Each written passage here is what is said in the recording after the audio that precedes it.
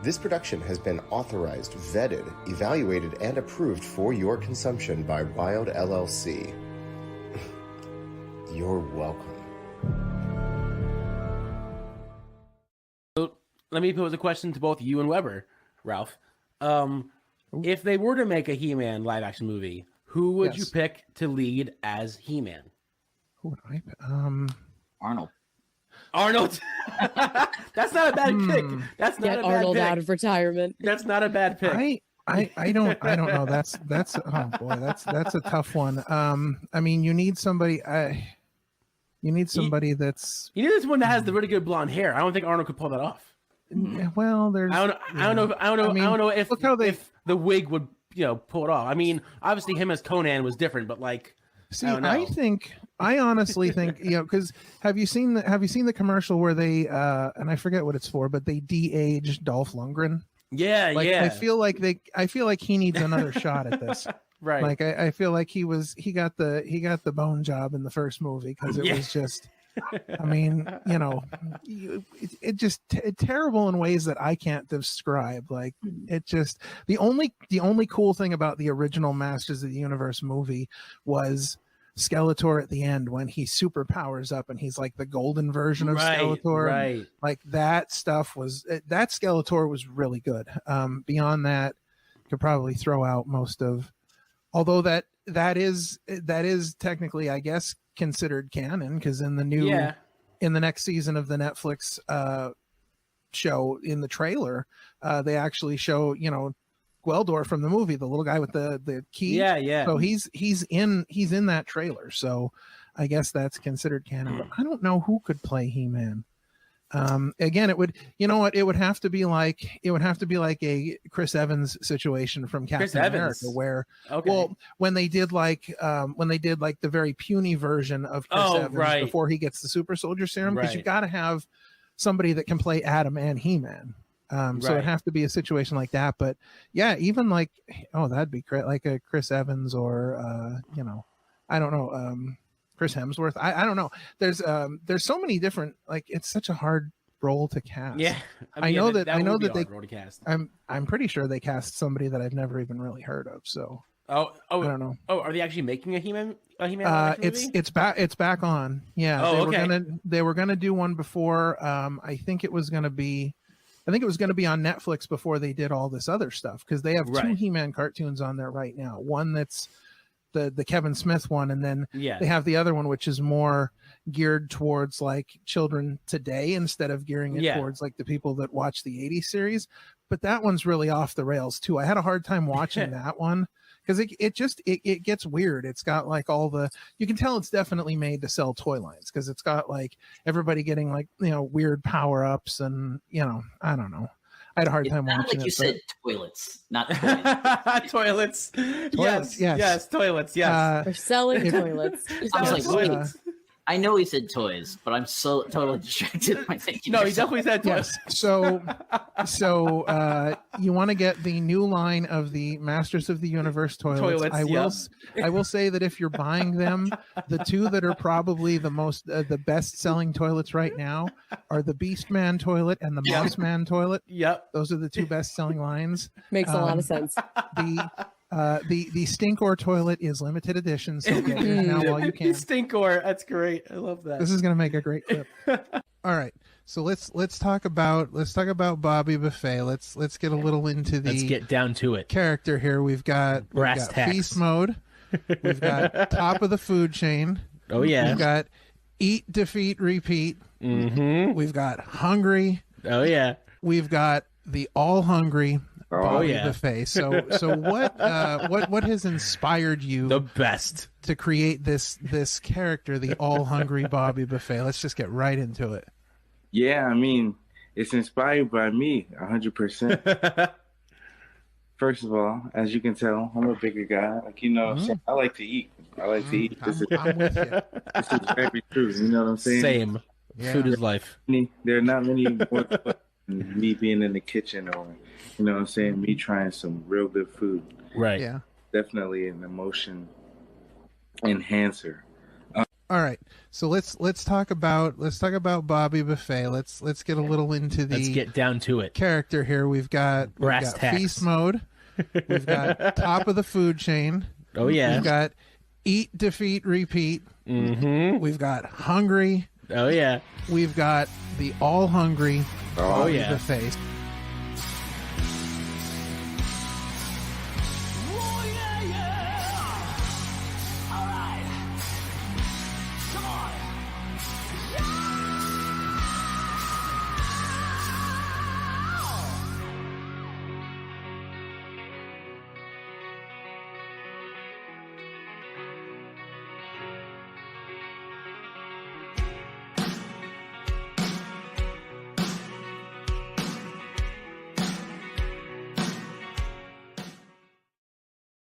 What's going on? What's happening? It's Monday night. It is July 29th.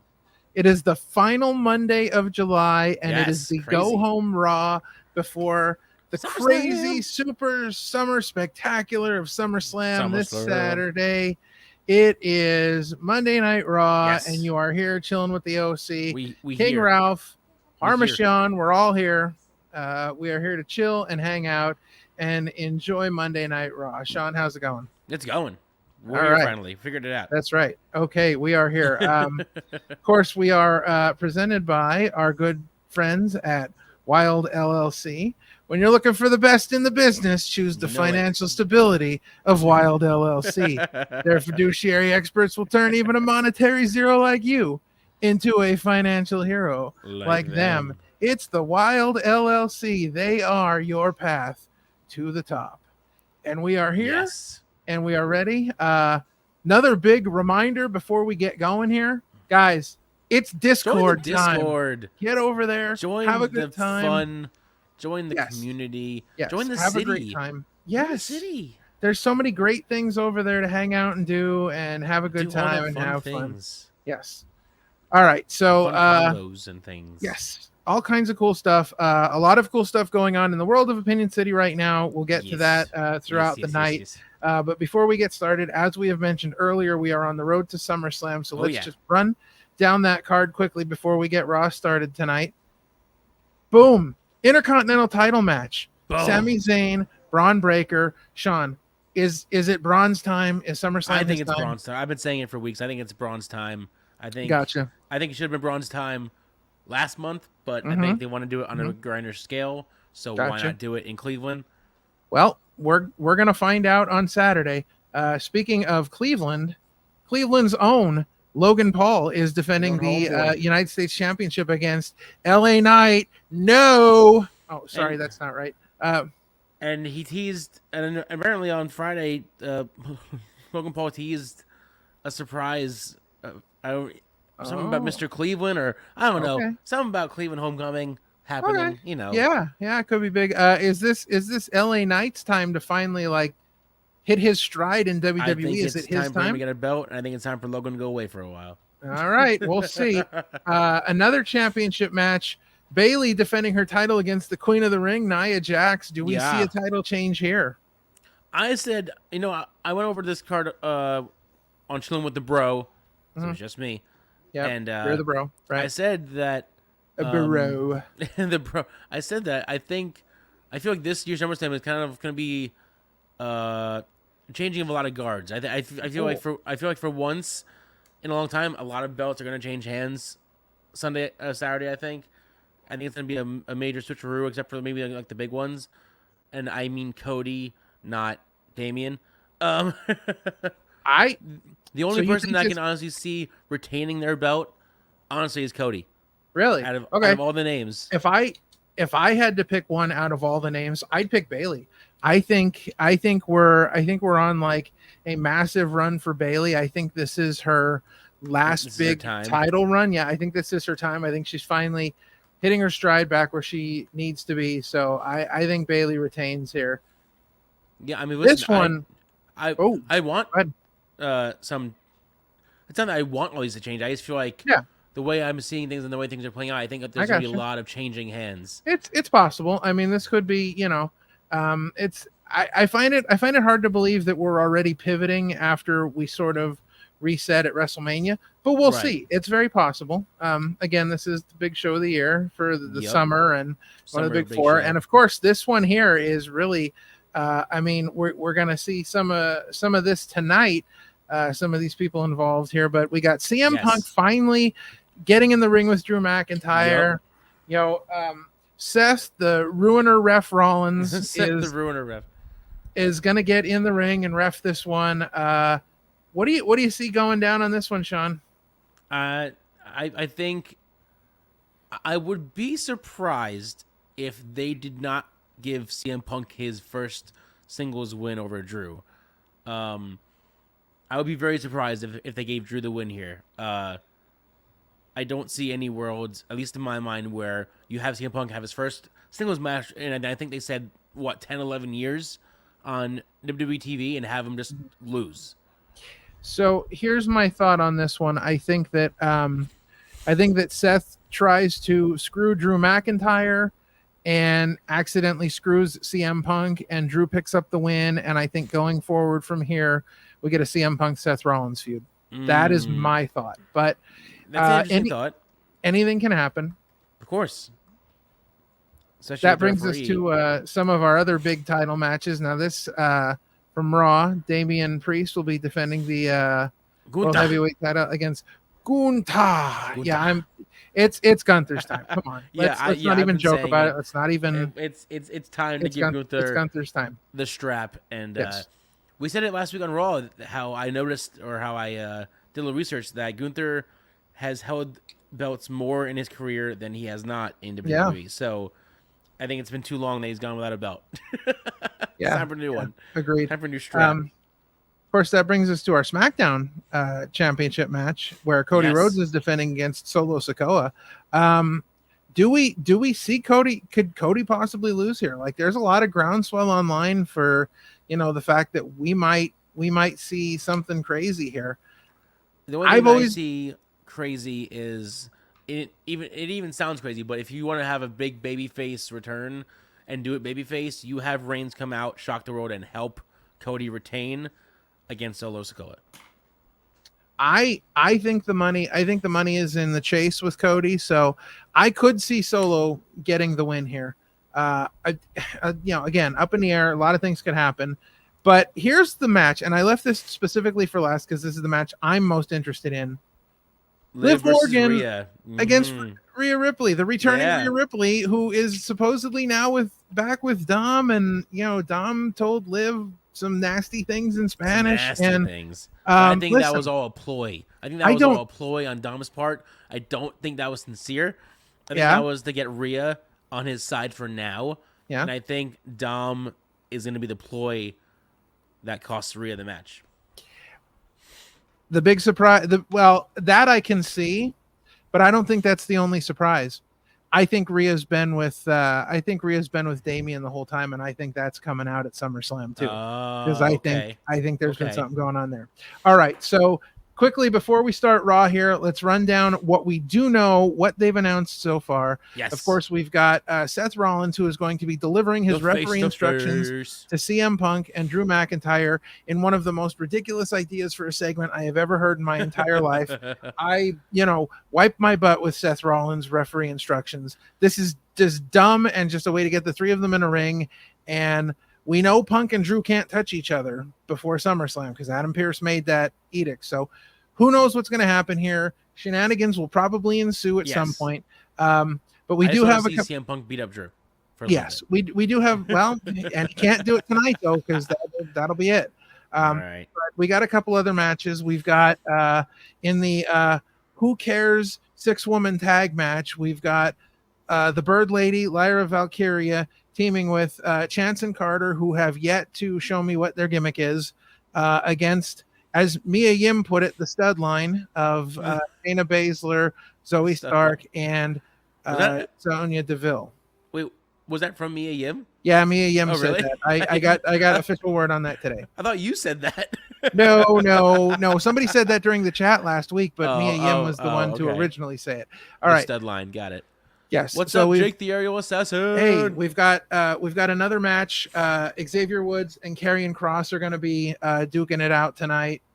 Duking it. And but then, the saving grace of Raw right here, you're getting Finn dude, Balor yeah. and Gunther tonight. This is so, this match is years in the making. They were And- supposed to have this in, yes. I think, in NXT UK, or at some point they were supposed to have this when Gunther was Walter.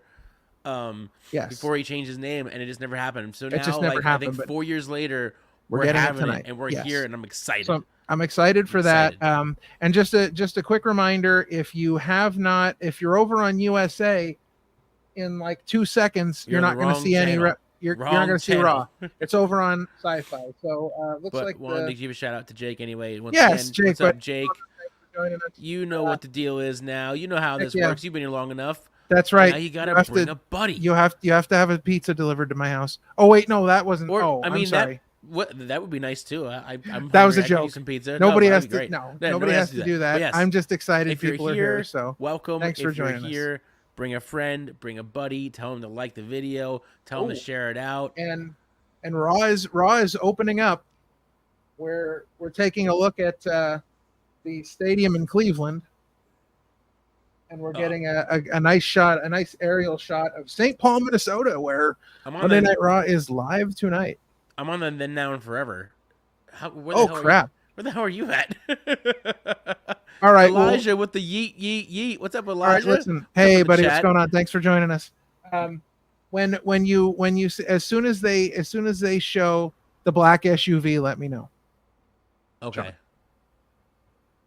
As soon as they show the black, okay, I will let you know. It'll be Apparently after I'm- the St. 'cause Paul. Apparently, I'm very behind. That's okay. It'll be after the St. Paul aerial shot. But welcome to the chat, Elijah. I think this is your first Yeah. time. If it is your first time, welcome. As Yeah. you said, you know the deal. If you don't know the deal, welcome to the show. I'm Parma. That's King Ralph. Hey, what's going on, buddy? We do the buddy system. If you're here, welcome. Like, share it out. Bring a buddy. Tell them to come back in. Tell them to comment. Chat. SUV. Gunther. Okay. All right. I did. We should be much closer now. All right. All right. Okay. But yes, if you're here, bring a buddy. Tell them to chill with us. Yeah. Tell them to Tell a comment. friend. Tell them to interact because Yeah. we don't just play by play the entire show. We're here to chill out and hang out with you guys, interact. Yes. And just, you ask us know, questions. ask We got us a lot of questions. questions last week, and it was a lot of fun. So Yes. if you're wondering about something, if you're wondering about our opinions on something, please Ask throw away. out a question. Ooh, they announced Otis and Akira Tozawa versus the Creeds. The Creeds gonna have their first match Ooh. under Chad. Is that going to be? Is that going to be where we see the Wyatt Six show up Yeah, tonight? probably some Wyatt Six shenanigans. I'm all down. I'm for the telling you, Wyatt man. Six Every week I shenanigans. see the Creed brothers with Chad Gable. They look better and better. I Like agree. the suits really fit them. Yeah. Elijah says we want Roman. Solo sucks. He's not a Oh. Solo fan. Okay. Okay. So I see where you are at SummerSlam. Happy you're here. Happy you're all here. You know what I would like to see tonight? What? I would like to see, since they're on Sci-Fi, I would like to see the ECW zombie. Oh wow, that's a throwback. It's a huge throwback. ECW, dude. Wow. That Good. first episode ruined the entire. Yes. That was it. that All- was as all soon as that done. happened. I was like, this show's dead in the water. Well, good night, nurse. Seth Rollins looks like trash. I disagree. I think that's amazing. I love that he literally made the referee shirt his own. If he rocks that, which I'm gonna miss anyway because we're both gonna miss I it live. think- But yeah, I don't think he made the referee shirt his own. I think he made the referee shirt his wife's. maybe yes and no, but still, I'm down with it. I am not. He looks I'm horrible. here. It's an embarrassment to referees. It's an embarrassment to Nah. SummerSlam. It makes it look Nah. like this match is a joke. Nah. I might even watch SummerSlam and just skip over CM Punk and Drew McIntyre because I hate the Absolutely fact that Seth not. Rollins is in the middle of it. It is the worst. I would. It is the not worst skip booking CM Punk decision in versus probably 20 years to put him in this match. Rev. Ooh, I just says he was at Raw in Green Bay, Wisconsin. Oh, nice. Very cool. And he thinks, like you, Seth's. Well, he thinks he thinks Seth's going to cost Drew at SummerSlam. I think Seth is going to try and cost Drew, but I think it's going to end up, it's going to be one of those things where like Seth is going to go to kick Drew and Drew ducks and he kicks CM Punk accidentally and costs CM Punk the match. Because I think there's money going forward in a CM Punk Seth Rollins feud where like Drew McIntyre's kind of on the outside, but kind of not, I think Right. this whole thing between the three of them is going to go on for quite some time. Right. But I think we're going to get a focus on CM Punk and Seth after SummerSlam. Right. Well, let's hear these wonderful referee instructions. I'm so excited to hear this. I couldn't sleep last night except for the 8 hours that I did.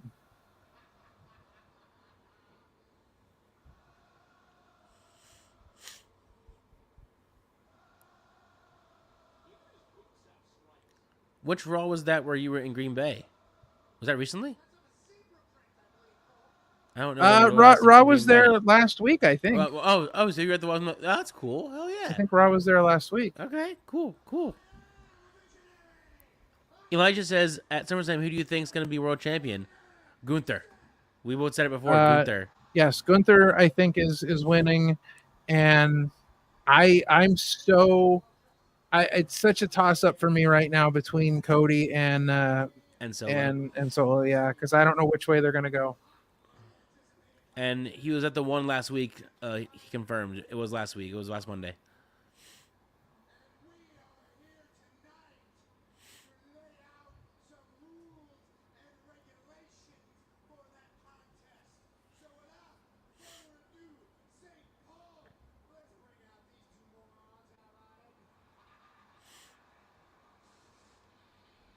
And Punk's first. All right. This must be their way of like Oh, look who it is. kind of moving on from contract.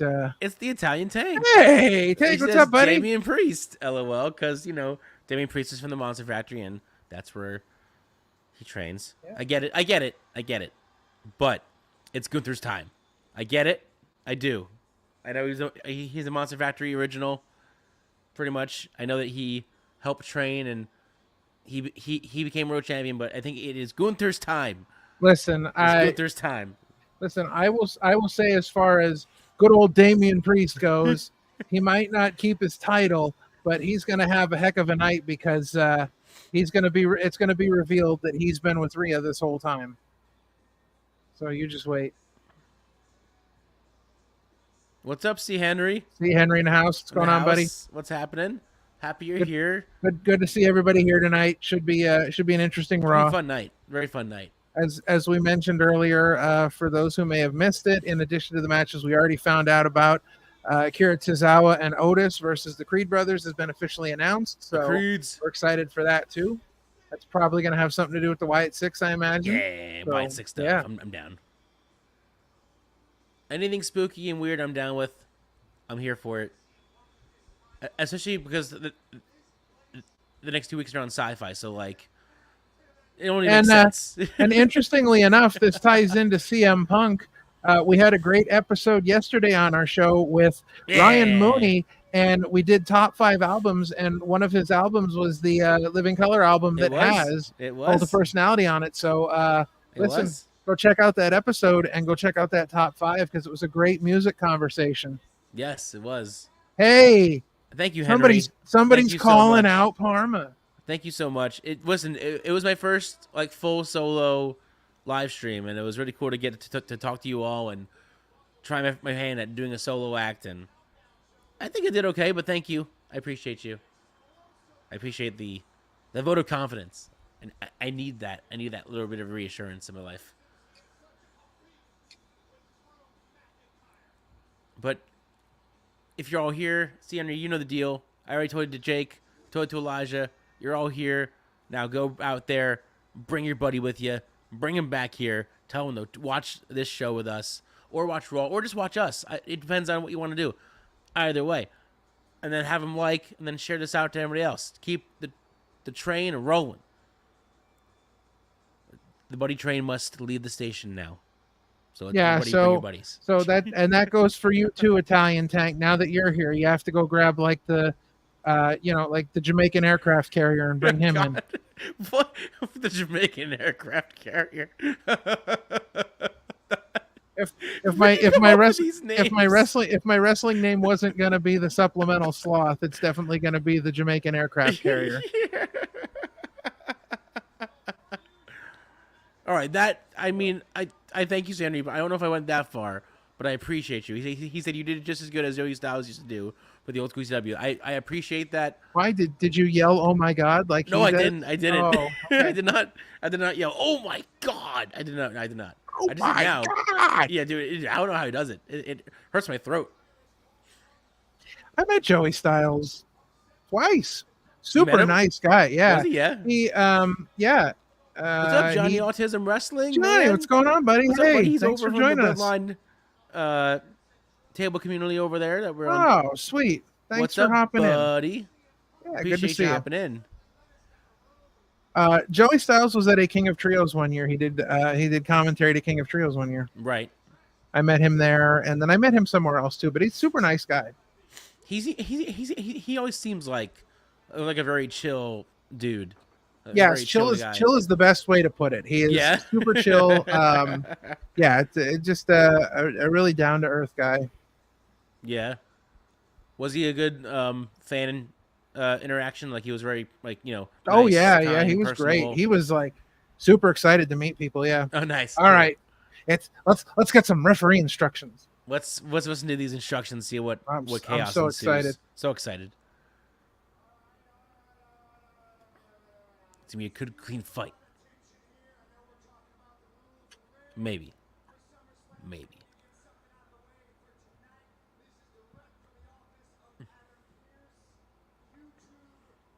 Johnny says nothing much. Just watching Monday Night Raw.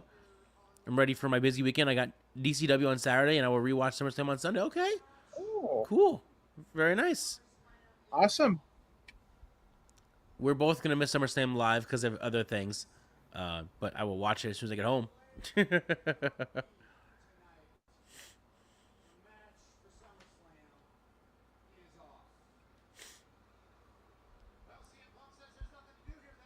So Punk just got basically, out of the Seth, ring. Punk just basically left. Seth is the only one that can do anything.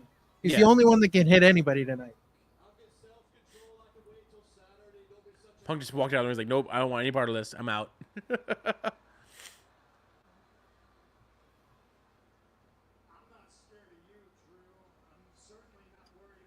Seth Rollins looks like Cirque du Soleil puked. I-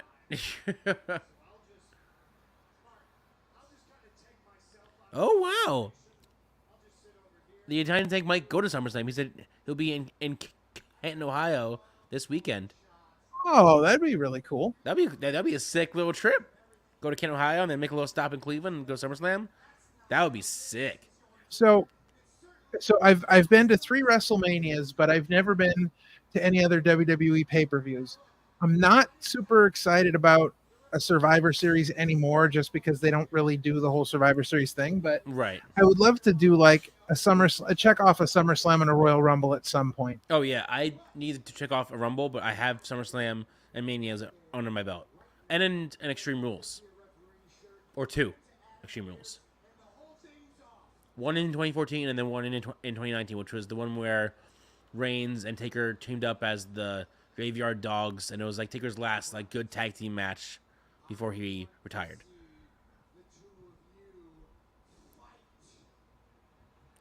And we got to see him front row because we ended up getting front row right for his match. It was sick. It was so cool.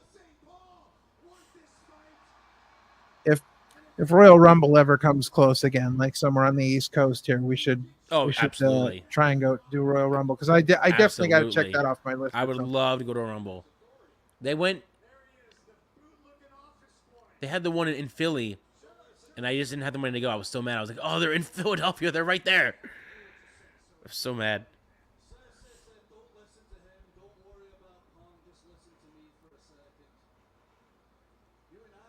It's just going to be a crazy year when it comes to 2-day events like almost all year in 2 years.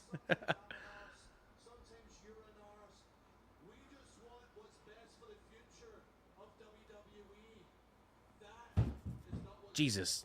Neighbors just scared the crap out of me.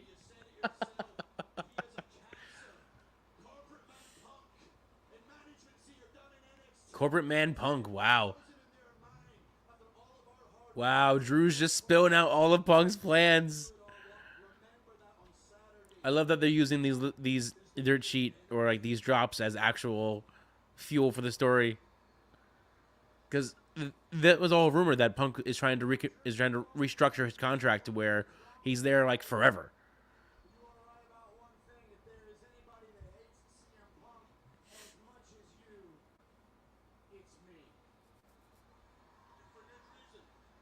That's crazy.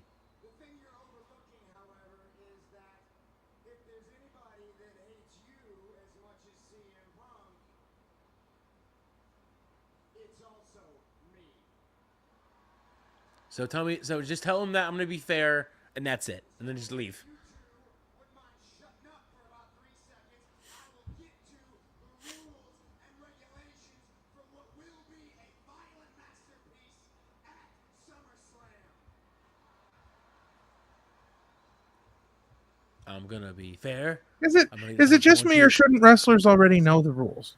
right. Should this not have to be a thing? There's only one regulation. Yeah, the only Don't make reason fun of one. my glasses. Right. Don't make fun of my clothes. Right. All those. To say, I call the shots. I'm the boss. Well, Yeah. this is a waste of time. Oh, Jeremy, when I want to count to 3. When I want to, not when he has to, when he wants to. So what does it gonna be a bunch of pins where he just he doesn't count? He said you tap out when I say you can tap out. Oh, That's not how it works. No, it's not. That's not the rules. Those aren't the rules. He said he might count to 1,000,000 when they're on the outside of the ring. He doesn't know that many numbers. You might know some of the numbers. He can probably count to 100. Becky will teach him to count that high by SummerSlam. Well, he has a week, so I mean, Yeah. I'm sure he can figure it out. Oh, so he's gonna beat him up. It's not very referee like. I think you being a referee is a hat on a hat. Based on the way you dress, I'm sure you probably like something like that. Punk. Better than you dress. I don't believe you. Earl Hebner never acted like this. Oh no, he would just shove him back and just drop one on their ass.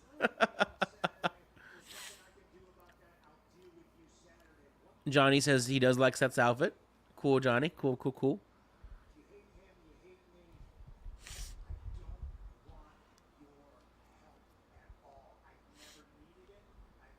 Punk laying down the law now himself.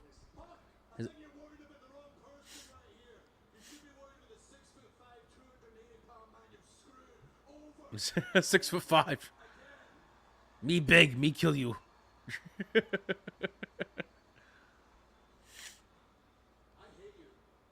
Drew Smash. Right, that's what it sounded like. Drew Smash. You called him Charles Manson? Wow, that's a jeez.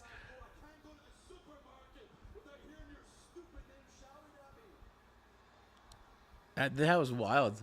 Yeah, I can't believe you just mentioned Charles Manson out of nowhere. I'd like to know what supermarket Drew McIntyre tries to go to, because I'm not buying it. I'm not buying. You won't see him walking into a supermarket buying food? No, I think Mrs. McIntyre does the shopping. Okay.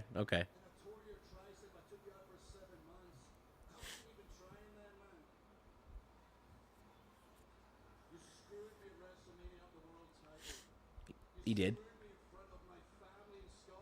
He did that too. What do you think's gonna happen in Saturday? Right now, I'm not your enemy. This is me chill. That bell is your enemy because when it rings, Yeah. violently. Violently. I hurt you already. I'm gonna blacken both your eyes. I'm gonna break your jaw. This isn't a wrestling match. I know you say you hate him, but I know you've got compassion in your soul because he will have to stop that match because I won't stop until your heart does. Listen, we don't need to be shouting murder on live TV, Drew. We don't need that. We don't need you to go to jail for possible.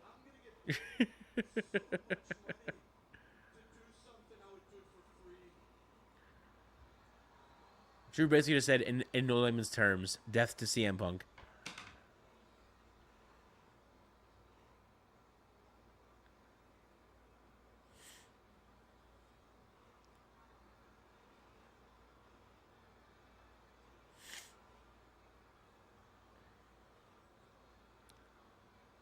CM Punk's hair doesn't look like a wig Oh, good call. today. Yeah, he's 1950s greaser CM Punk. There you go. There you go.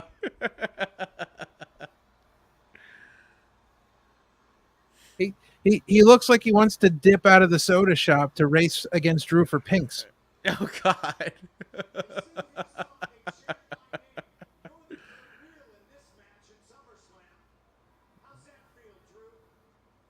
It's just nuts that going from AEW to WWE, he looks so much younger now than he did then. Like he just let himself go and he just looked so old. Now he just looks back to like being in his late 30s again, minus the gray beard.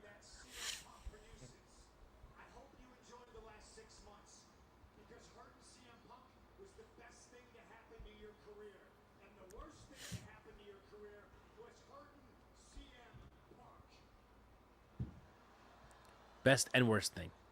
For all your accomplishments, for everything you have, for how tall you are, for how big you are, for how mean you are, you're stupid. And you continuously dumb yourself out of position. You dumbed yourself out of the world title at WrestleMania. I'm your enemy, but I'm not your worst. You are. Oh, That's true. yes, that's very true. Drew's definitely his own worst enemy. My wife turned to me at WrestleMania and said, "Why did he walk over there? He could have just left." Yep, you have just left. She was very angry about She was that. very mad. Yeah, I just hear yelling, Drew, what are you doing? I'd Go love in the for, back. I'd love for us to meet CM Punk just to hear what she'd say to him. Right, right. You'd be like, hey, you, stop screwing Drew McIntyre. Oh, he keeps showing off that damn bracelet. Don't hit him. Don't hit him. Don't do it. You're going to lose your match. Don't do it.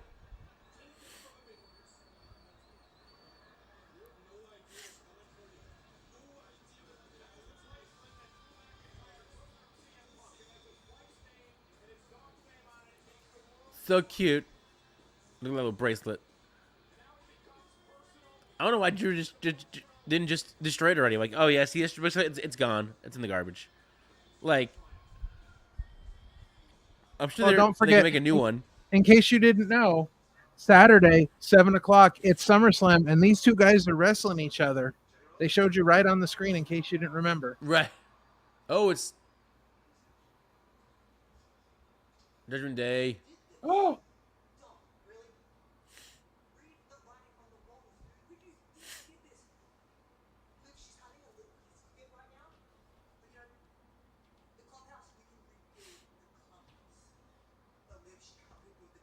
Rhea's gonna explode. listen, you don't mess with somebody's PlayStation. No, that's something I know. That's crossing a line. Yeah. Firsthand, that's crossing the big line. You don't mess with games, man.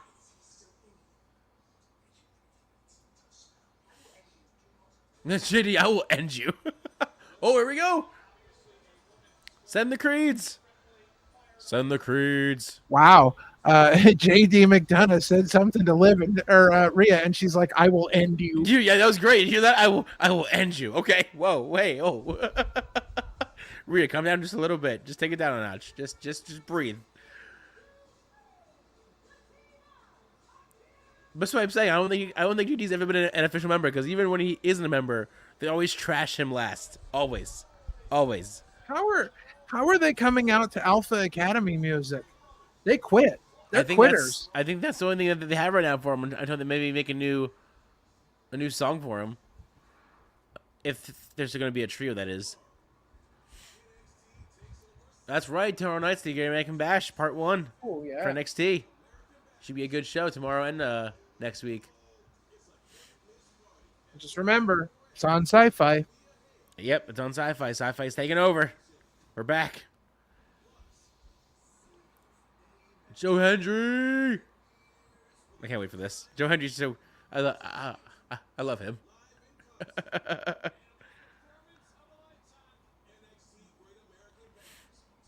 The 2-week special.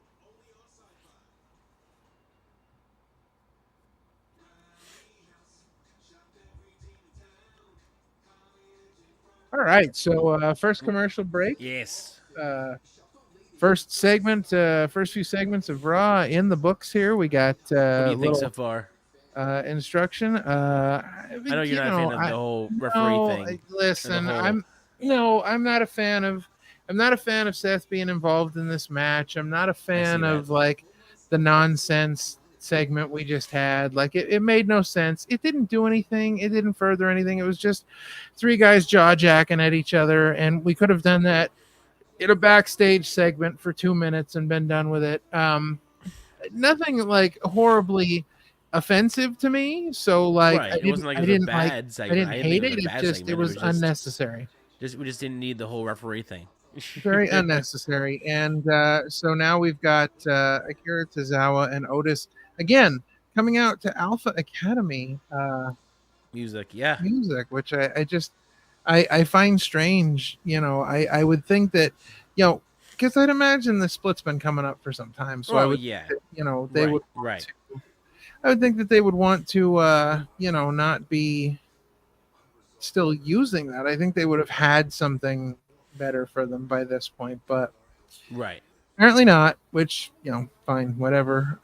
But it'll be interesting to see. I think this is, again, not that there's anything wrong with, you know, the feud going on right now. I just think that this is probably something for, you know, the to get the Wyatt Six on TV. I think that's. Oh yeah, of course. So I feel like this might also be setting up the fact that they are not doing a tape first. They're doing this first, then maybe a tape. Yeah. Maybe doing it in like reverse order, where they're gonna have shenanigans happen first, and then they'll show maybe like a Loomis tape or a Joe Gacy tape, because they're the only two left that need a little tape. Yeah, we'll see what happens if they do one. Yeah, I mean we'll see what happens. I don't, you know, I don't know what they're gonna do this week. So yeah, not, you know, not a terrible start to the show, but again, nothing really lighting the world on fire here. Right. So it's all right. We'll things will get there. I'm sure things will. Henry pick said, up. "I'm wondering the same thing. Why is Otis and Friends coming down to Chad Gable's theme?" Yeah, it's I don't know. I don't know, C. Henry. What would be funny is if the Creeds came out to the same song with Chad Gable. Oh, they're going to get back from break. Yeah. the same theme they're song. going to. Yeah, it's coming. Don't worry. The same exact theme, just round 2. Yep. Unless they have a new theme for the Creeds. Yeah, that's what I was going to say. Maybe Gable's getting a new theme, says the Tank. Maybe they upgrade Gable, and then that's why they have Otis has the old theme. We'll see. It's all possible. It's all possible. What do you want to talk about?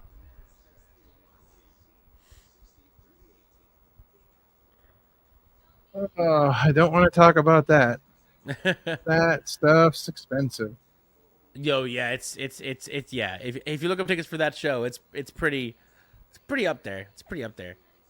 Yeah, that's if you want to out of hand. meet wrestlers and you have it, do it. Why not? Sure. I wish I could do it. Do it. Maybe Gable's getting a new theme. Italian Tank thinking out of the box, or maybe. I would like to see. I would like to see a darker version of the Alpha Academy theme, something kind of ominous and sinister. Oh no, Sinister. That's the Wyatt Six thing, but like something definitely more darker. Oh, Gable's no. That's why the Wyatt Six is going after Gable, because he's been dark. Sinister. Yeah. Right. Because he's Dastardly. you know his evil actions against the members of Alpha Academy. Evil Gable.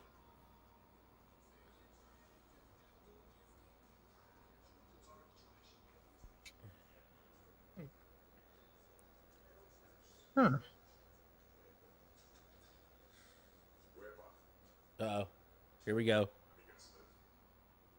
Damien getting mad.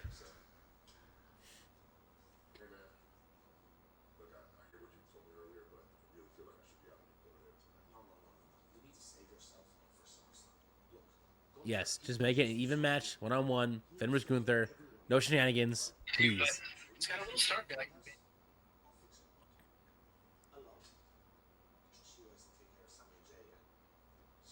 Jay, bro, we handled that. I feel like we're going backwards and we're dealing with issues that we don't need to. I've been saying this the whole time. Okay, well, listen, if you don't want to handle it, how about the other two do it? I'm gonna handle it right now. All right, I update it. Well, how about this? All right, here we go. Start with Sami Zayn. You guys. Way ahead of you guys. I want to talk to that bitch for you. Oh boy, Dom's making plans now.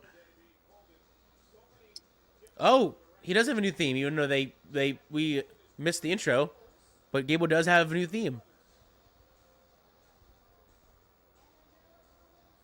At least not Gable, but like the Creeds have a new theme. Yeah. Okay, I like it.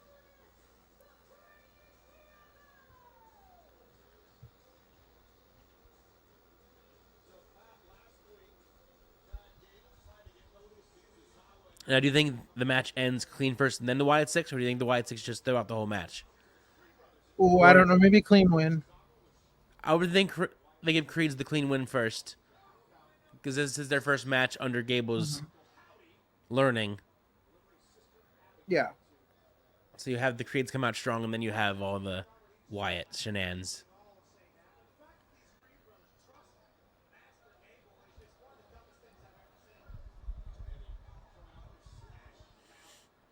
Smash Mouth style. See, I always thought the Creeds were talented. I just didn't think they had some like a goal. Like there was no like trajectory. Yeah. Johnny Autism says, I think Wyatt Six will show up after the match. That's definitely a possibility. I agree. I think Definitely we get possible. a clean. I think we get a clean win before we see anything. Right.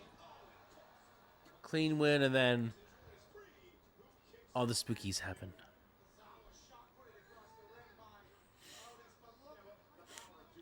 See, this dude's so, they're so talented. They just needed a direction, and then now they have a clear direction.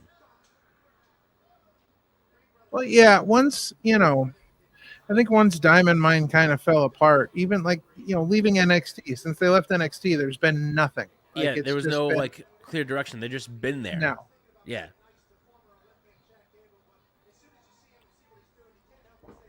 But now there's a thought into the story of the Creeds. Oh, that was right in the face. Right in the face.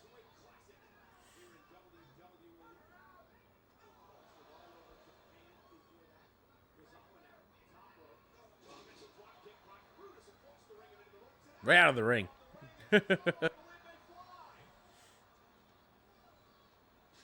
Jesus. Supersonic speed over here. Getting a look at things, I see that Chad Gable has his hair askew accessory on yes. today. Yep, Yeah. very important. Yeah, doing great. Yes. I love that Otis is wearing a free Otis shirt, but he already left, so why does he need to be free? I don't know. He is free. Why are you wearing a free Otis shirt?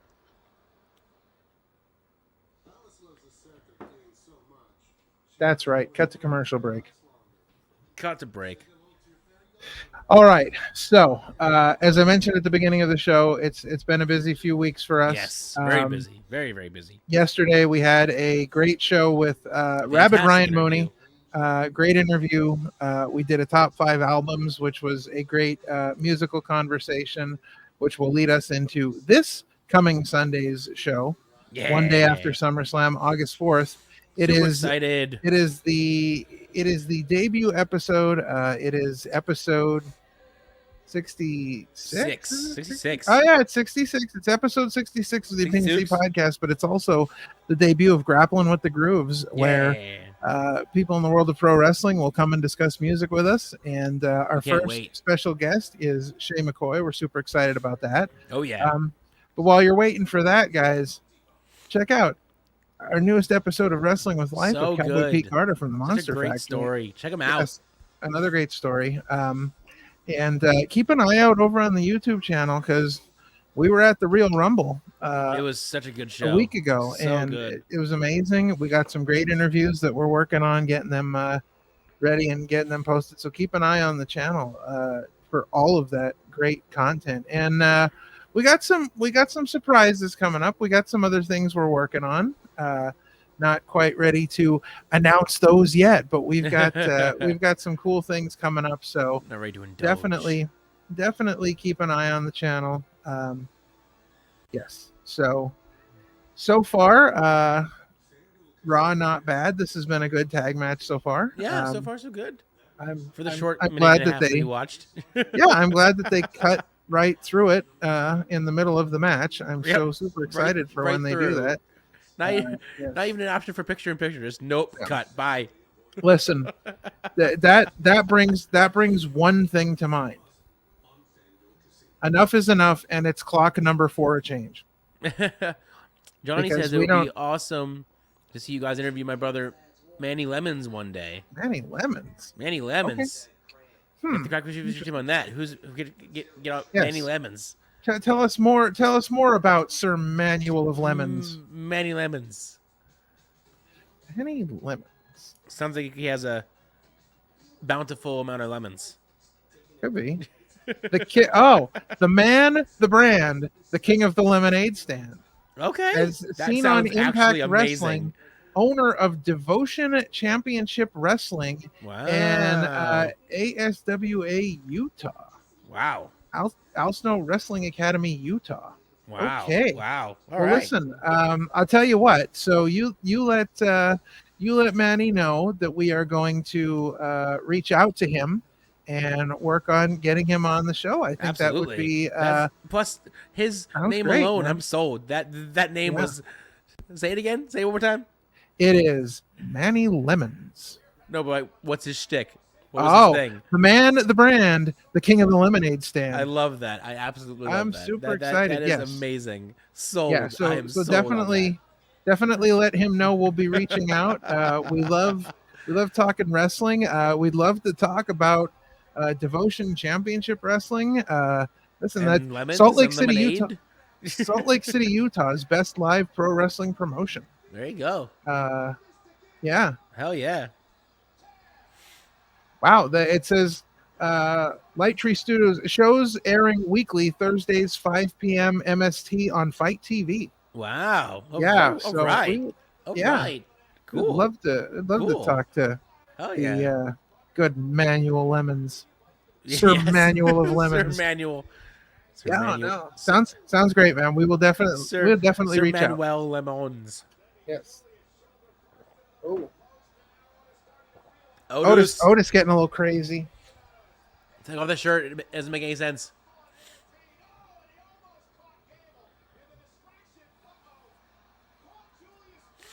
Damn, what a slam. There it is. Shirt's off. Good. You don't need that shirt. It doesn't make any sense. You're already free. You freed yourself.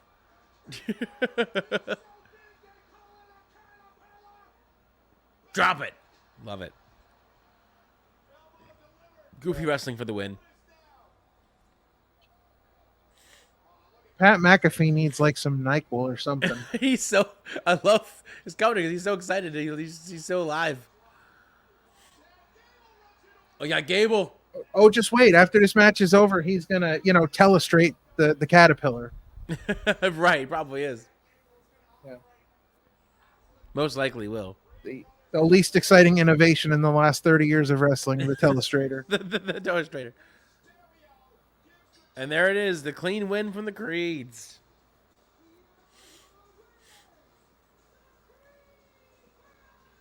First match under Gable's tutelage and did pretty good.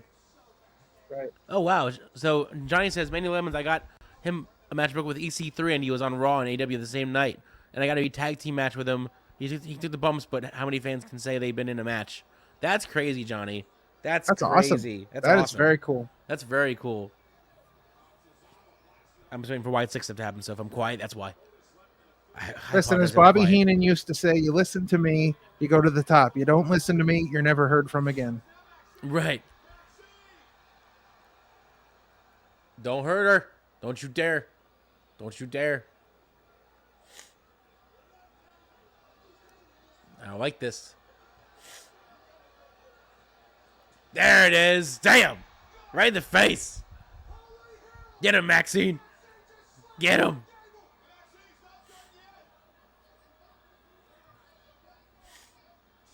Here we go. Let's go. This is Parma's quiet time. I wouldn't be watching this intently.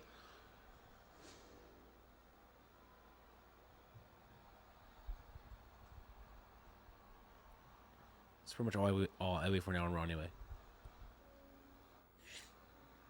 Stop censoring the fans. I already know what they're saying.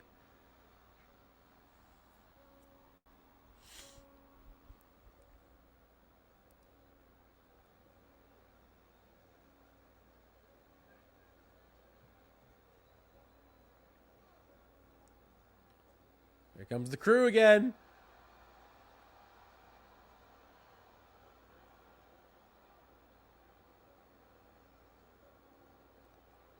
But this time they're walking with purpose, though.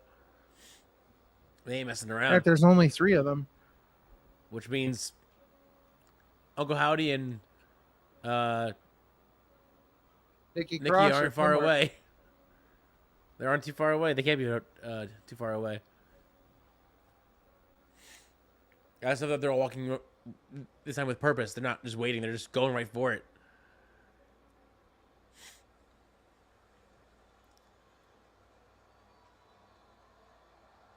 Oh, yeah.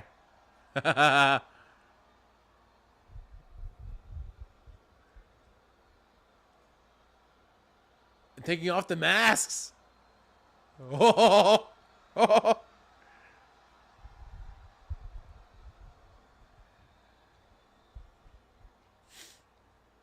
Oh, Nikki. Gable taken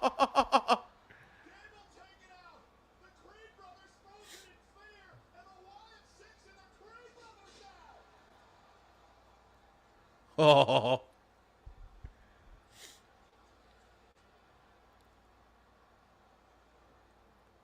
Jesus, that was cool.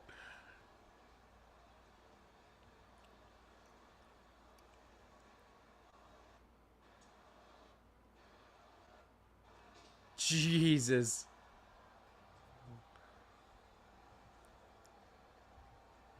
The Wyatt Six strike.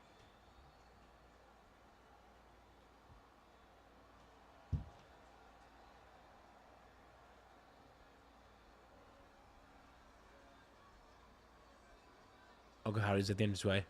I feel it.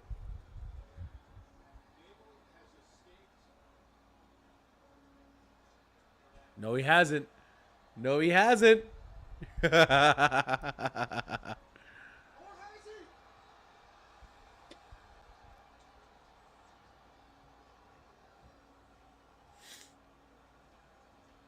Gable retreating, running away from Uncle Howdy.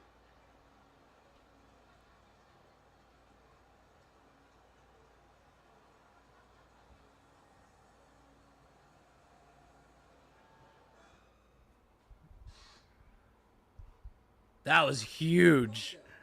They went unmasked. They unmasked the whole thing. All of them did a spot.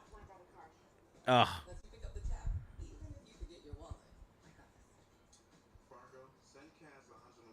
Interesting. Very interesting.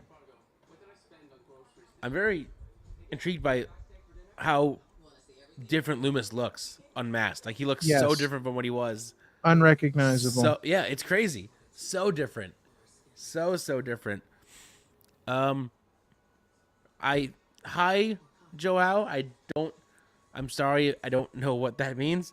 But hi. I'm sorry, I can't read Spanish. If it is Spanish. I don't know. But hi. Happy you're here. Welcome.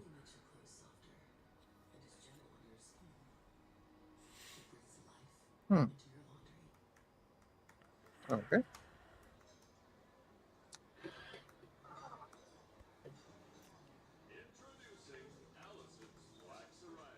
Thanks for joining us.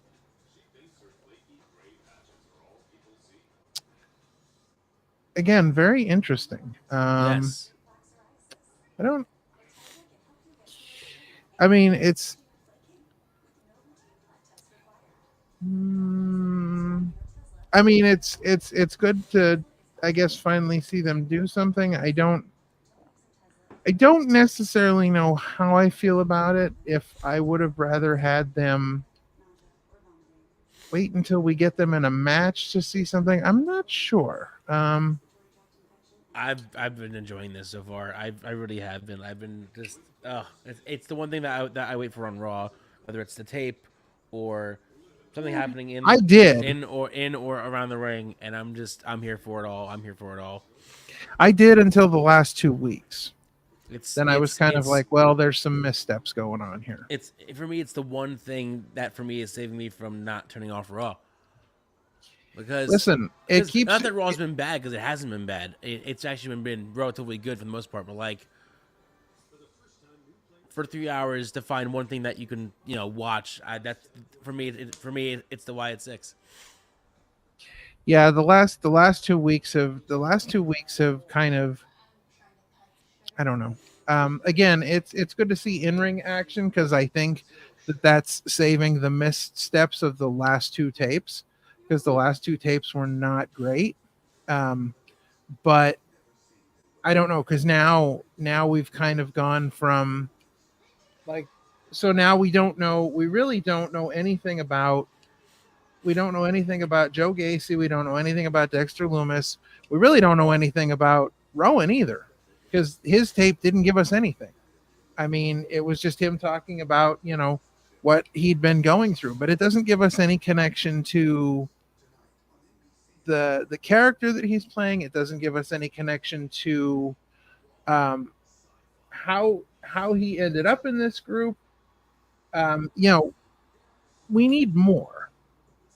So I feel like, if you're gonna take the opportunity to be doing these things, I feel like you really got to take the opportunity and give us some information. Yeah, I'm loving this ride. Yeah, I'm loving it. Johnny says I say this every single week. Bray will be loving this, and I think he would. I think Bray will be loving this. Oh, I I'm think sure he would. I have no doubt he would. It's just they're not using these vehicles to their full potential. I think let the slow build slow, and I'm down for it. I'm here for it. I think the videos were a mistake. I think the two videos the last 2 weeks were a mistake. Nah. Absolutely. Without question, a mistake.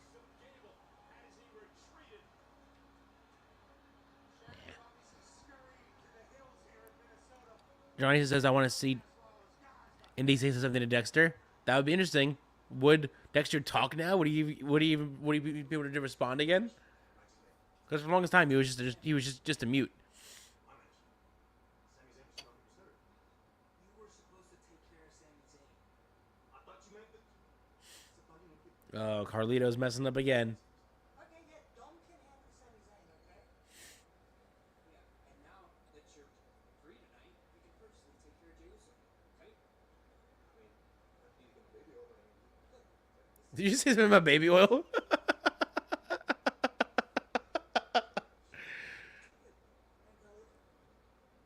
Jey.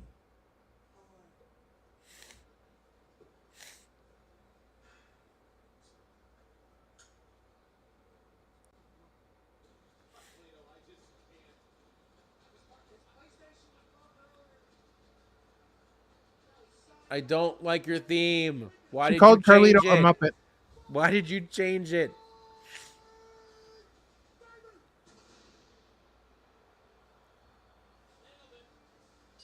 I don't like it. It makes me upset. This makes me sad and upset.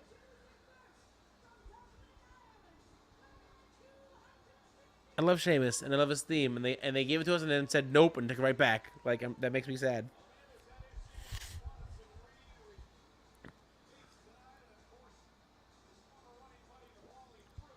Now it just sounds like some generic Irish theme. Like it's not even a good theme.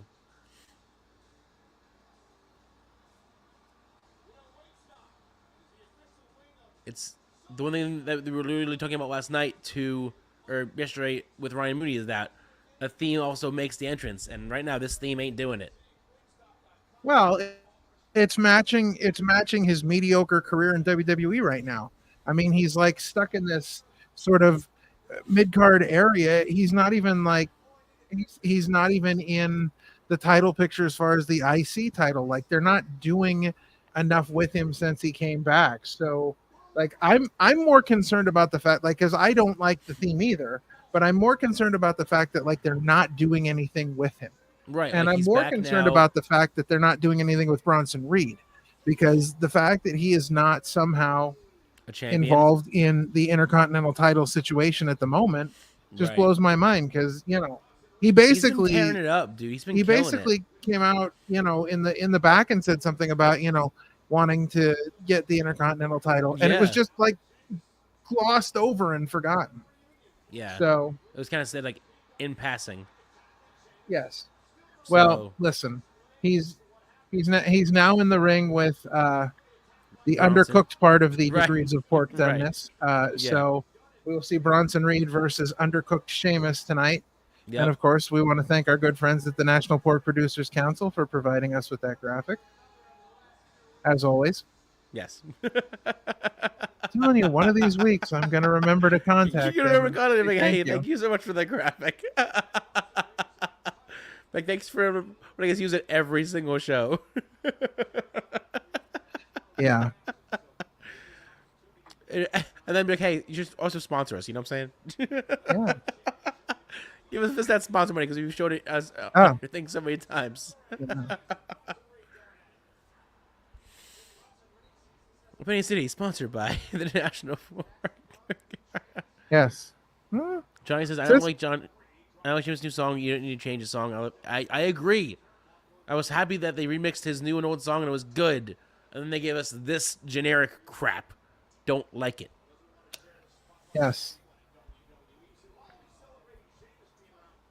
If you're going to give him a new theme, give him a good new theme. Not a, hey, let's find the most generic Irish theme possible and put that on a song. Yes, The exactly. intro was cool, but then it was a bad segue. Bad segue. If they just stuck with the intro and then into Lobster Head, 'cause I Yeah. don't know what's actually called. I'm just going to call it Lobster Head. That. I am, Tank. I am. Telling you how I feel. Upsetting. It's upsetting. Yes. Well, that's like the one time for me. I mean, it only hurt for me, but the one time they changed Kane's theme after he was unmasked around 2008, but they changed it in a way that they completely changed the tone of the theme. So after the intro, it wasn't Kane's theme. I was like, what happened to Kane's theme? You had a theme and you completely changed it to something that wasn't not nearly as good as Yeah. his original theme.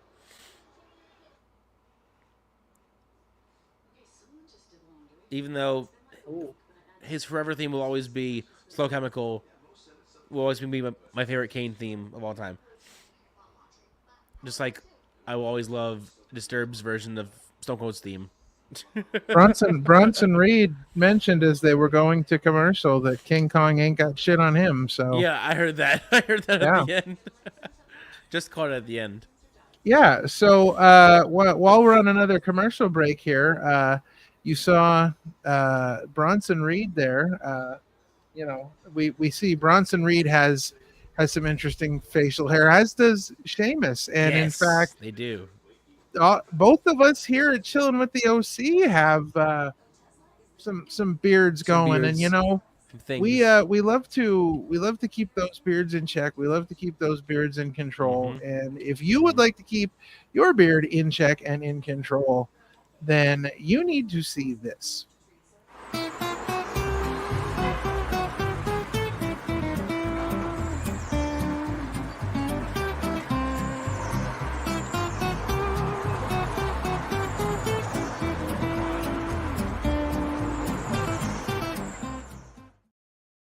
So yes, you too, Yes. just like our good friend Kodama of the Batiri, Yes. can keep your beard in mint tip-top shape Mint shape. with the Kodama Vanilla Crush scent profile Yes. from Mad Cat Beard Care. It is a sweet vanilla ice cream and maple cone scented scent that is in premium beard care products such as oils, balms, washes, and soaps. Guys, you can get it all. all that stuff over at Get it all. madcatbeardcare.com.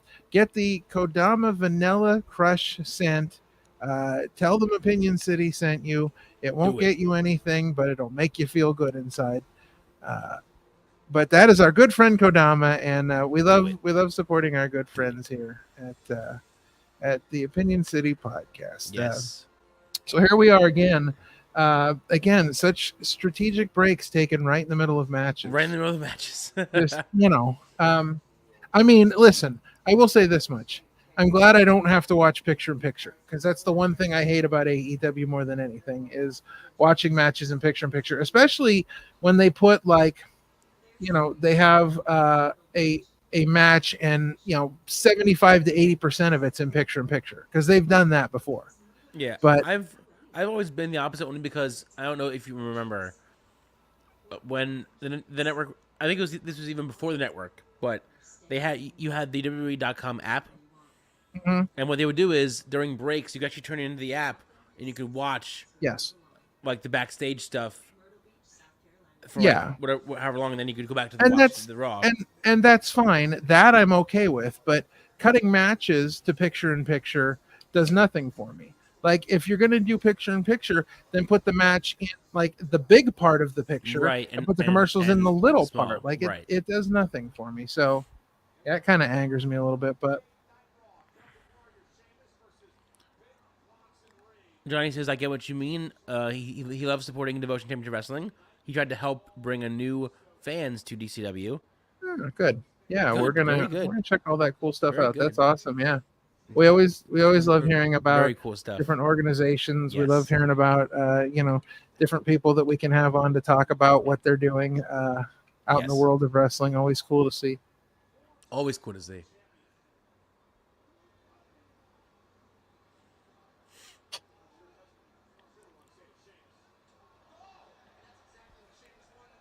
For the bad theme, this has been a pretty good match. I'll say that.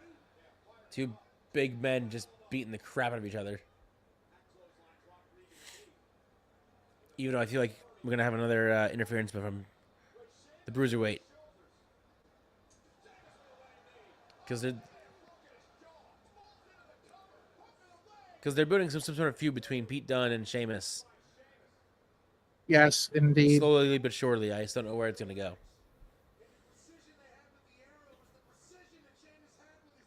Exactly what I'm saying.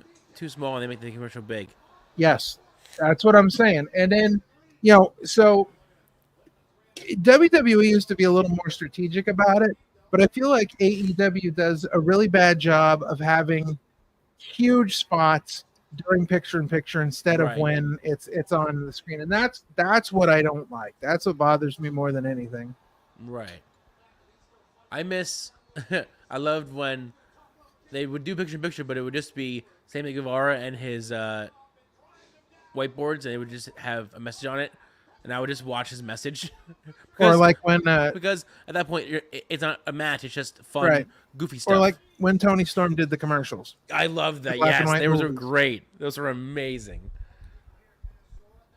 That was like at the height of like her genesis from Tony Storm to being timeless. That was so much fun. Don't forget, WWE Speed is on X every Wednesday at 12 p.m. noon. Don't forget. We're going to see next week, I believe, on Speed will be Bronson Reed and Otis. You imagine that Speed match? I would pay to see that. That would be good, pretty good.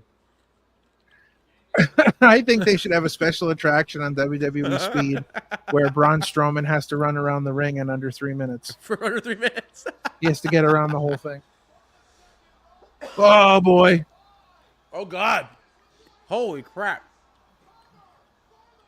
That's insane. Damn. That was crazy. That right there tells me that they have absolutely zero plans for Sheamus whatsoever, because he hits white noise off the top rope on Bronson Reed, and Reed kicks out. 1-2 ooh. Yeah, so that tells me everything I need to know about what they what they think about Sheamus right now, I had to take a quick because that should have been it. bathroom break, so King Ralph, take over. Oh no, it's King Ralph time. Dun, dun, dun, dun, dun, dun. Hey, welcome to the King Ralph Show. I'm your host, King Ralph. We're enjoying some great wrestling here from Sheamus and Bronson Reed. I don't exactly know what's going on and why Sheamus didn't get the 3 count after that amazing white noise off the top rope, but the 10 beats of the Bowery here might get the job done. Who knows? But Bronson Reed is a tough competitor, I will say that. Now, what is with the referee getting involved there? Now, that's just nonsense. We don't need that.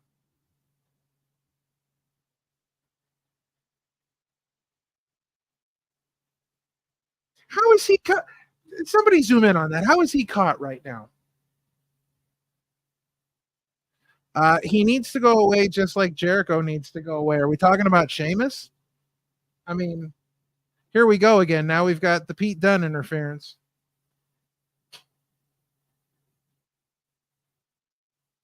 Telling you, they just don't care about Sheamus anymore. And Bronson Reed is about to destroy him. And we're back. Yeah, you missed the interference. I heard about the shillelagh. But who helped though? Who was it? I didn't see it. Pete Dunne. Oh, Pete Dunne, okay. Yeah, it's Pete Dunne again. Stanley said he needs to go away, just like Jericho needs to go away. Who? Sheamus? I'm assuming you were talking about Sheamus. Yes. Yeah, I brought that up. Oh no, I love Sheamus. I just wish they would do more during the King more Ralph show. We talked about that. I love Sheamus. I just wish they would actually do something with him and not kind of treat him like he's just there.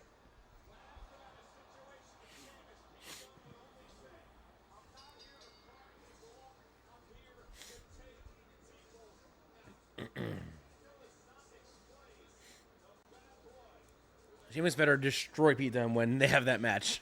He better just wreck Pete Dunne.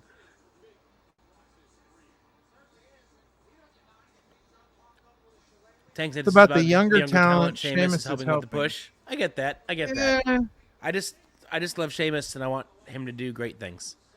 I get it. I know. I understand. He's probably. I don't know how old Sheamus is now. In his career. Let me get the cracked t-shirt team and look it up real quick. Sheamus. He's 46. Okay. I didn't realize he was even up there like that. But yeah, he's 46 years old, so maybe at this point in his career he just wants to help others and just do the old pushing the other ones. Still mad about the theme. I don't care what you say. The theme still sucks. Yes, but it sucks equally as much as Sheamus does right now.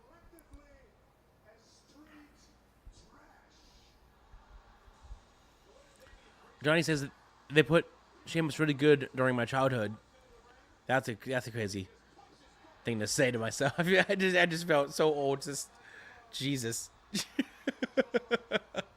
My childhood was Kane and The Undertaker and Stone Cold.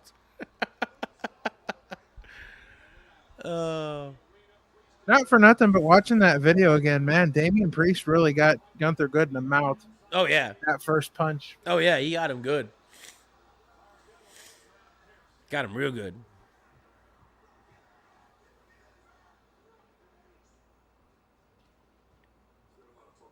Speaking of Priest.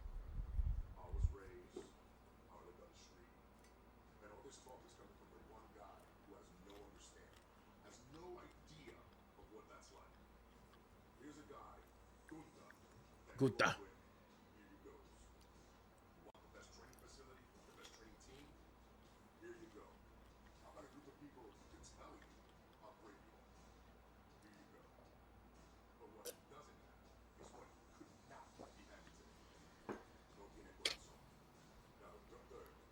Gunther.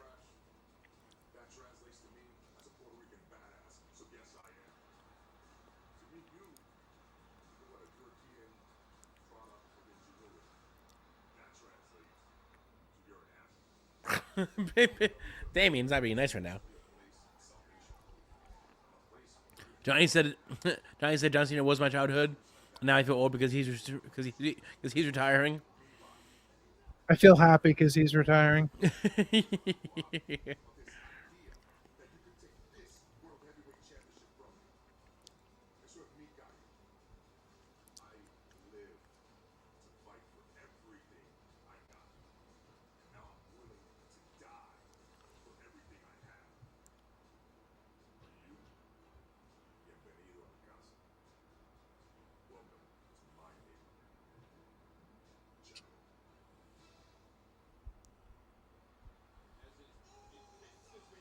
Oh, it's Yeet time.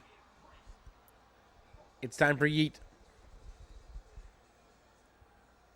It's Yeetus. Yeetus Cletus.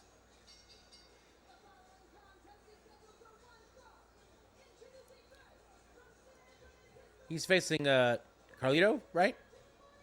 Yes, Carlito by himself. By himself. I want his his old song back because that was a great song too. He had a great theme as well.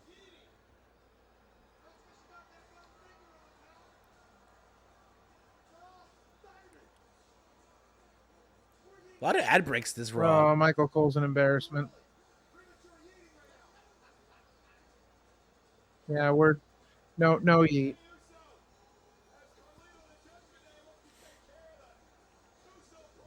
Cole just said Carlito of the Judgment Day, but they never officially brought him in. Does that mean that he's officially a member of the Judgment Day? I don't know, but Pat Never, McAfee's embarrassing. there was never a proper, like, hey, you're in. And he just showed up and he was there. He was like R-Truth, but he didn't pronounce every time that he was a member. Yeah, it was Dominic Mysterio's fault because Dominic Mysterio made that like deal with him when he turned on the LWO and right. Yeah, so it's all Dominic Mysterio's fault. It's all Dirty Dom's fault. Dominic.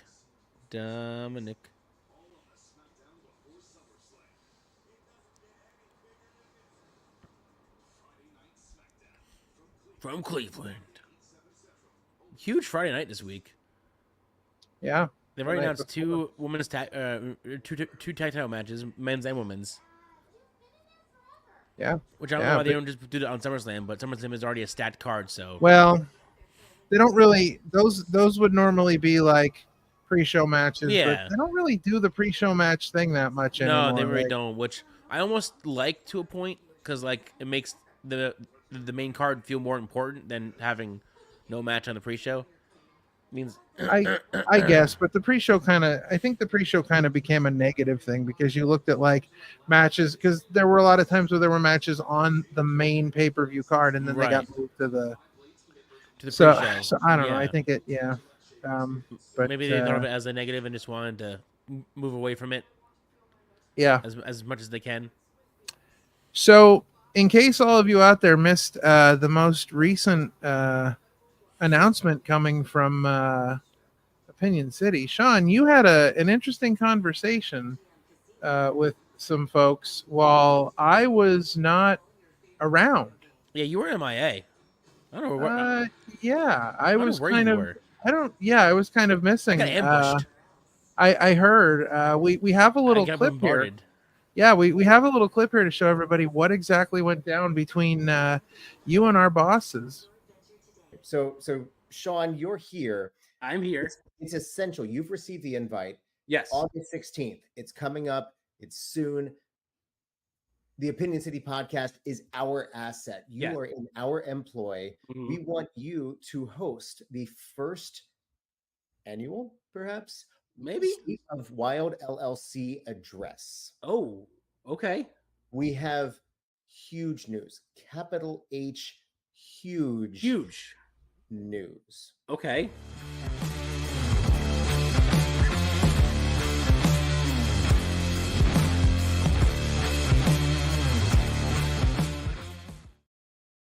That's right. So immediately following High Tension Wrestling's High Tension Wrestling and Pro Wrestling Explosion, yes. Solar Slam in Philly on August 16th, we're going to be hosting the first annual State of the Wild LLC address. Yes. We've been Yes. promised some big news. That will be appearing the following day at noon, Yes. Saturday, August 17th. You will get to see that footage Yes. on our YouTube channel. So we're very excited for that. A lot of big matches. Check High Tension Wrestling and Pro Wrestling Explosions Yes. It's gonna be a good- social media accounts. great Follow show. them. Check that out for ticket info. If you're in the Philadelphia area, it's going to be a great show. Got some great Wild LLC matches on there. Yes. We've got Yes. Dr. Ethan Wild and Brian Ace are going to be defending the Campeonatos de Rejas. And just announced, they just announced a match with, I believe, Journey and Luca. Journey and Luca Mancini are going to be Yes. teaming up together. So it's going to be a Wild LLC night as They're all far gonna as be matches there. They're all go. gonna be Yeah, out there. so They're all out definitely doing some check that out. wrestling. We're going to be there as well, and then head over to the Opinion City YouTube channel the following day to see that announcement. We've been promised some big huge news, so we'll see what we're happens. excited. We're excited. Yeah. A little nervous. We're excited. Oh, and go back, not now, but when you get done with watching this, go back to our YouTube channel, watch the full video, because that wasn't it. They gave me a whole spiel about Ralph not being there. Oh, yeah, and listen. about they gave me a whole spiel about. I don't know what happened. My phone was off. I don't know. I don't listen. I ringed, I messaged, I called. Nothing. I got the shun from the king. Holy crap. Are you looking at that? It is a 3-hour countdown to SummerSlam kickoff. 3 Wow, hours. That's crazy. Ooh, Braun Breaker. Braun.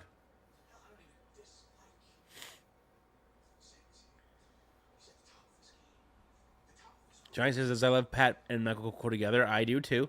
I always have. Pat might be going away soon. Well, Because if he I think he continues announced to that he's going to be going back to college game day like he. listen, if he's he going to did be an last year. embarrassment during Jey Uso's entrance, he can go.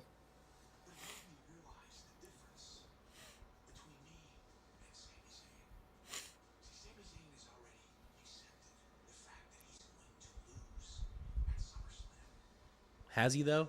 Has he? Has he accepted his fate? Well, he's given up. He just wears sweatpants all the time.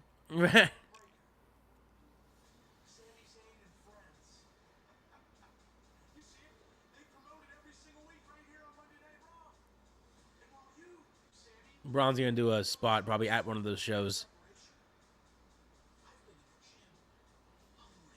I can see that happening.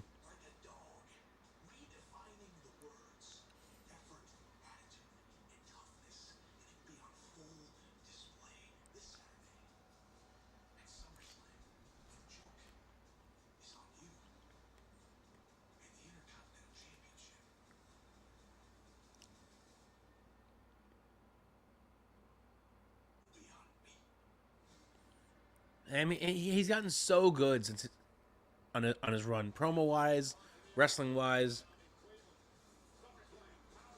I think he's been a superstar since day one. Like I think that he's just absolutely. like I think he's just been it's been greatness since the beginning.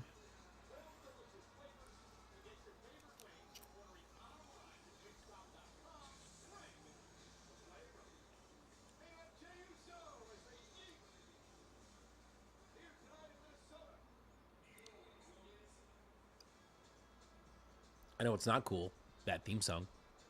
For the amount of times he wrestles, I could care less at this point. Well, yeah. I'm just happy to see him back on WWE TV. I mean, not that he's gone anywhere, but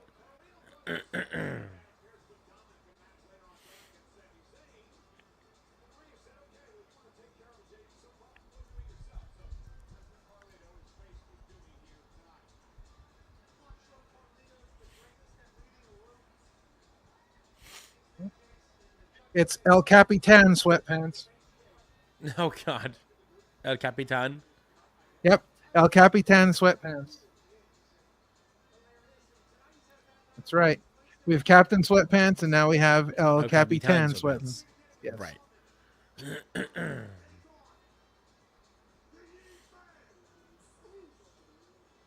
Oos.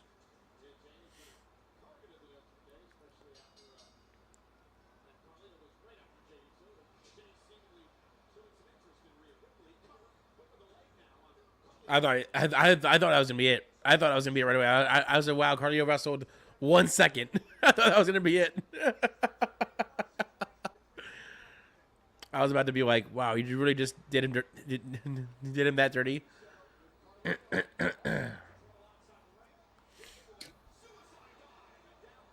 At least give you a chance to wrestle a little bit. Jeez.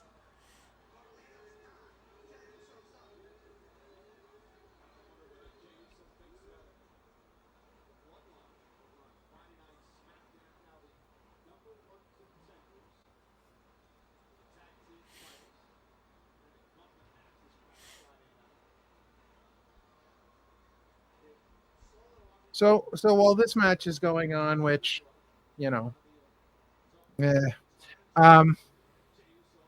noticed. Did you see the news about MVP showing up at Bloodsport? I did see that. I saw him there, and he said that he said that he wasn't renewing, and that he challenged Josh Barnett to a match. Which I find interesting and suspect at the same time, because if we remember WrestleMania week, there was working relationships in WWE and Bloodsport, and WWE let contracted wrestlers go and watch the Bloodsport show. So I'm a little, when MVP says he's not renewing, I'm a little like, I don't know if I believe that 100% yet. See, Henry says, you guys think Jay's stock has gone down? Well, for one, King Ralph's never really been a fan of the Yeet thing, so I don't think he ever gave Jay Uso stock.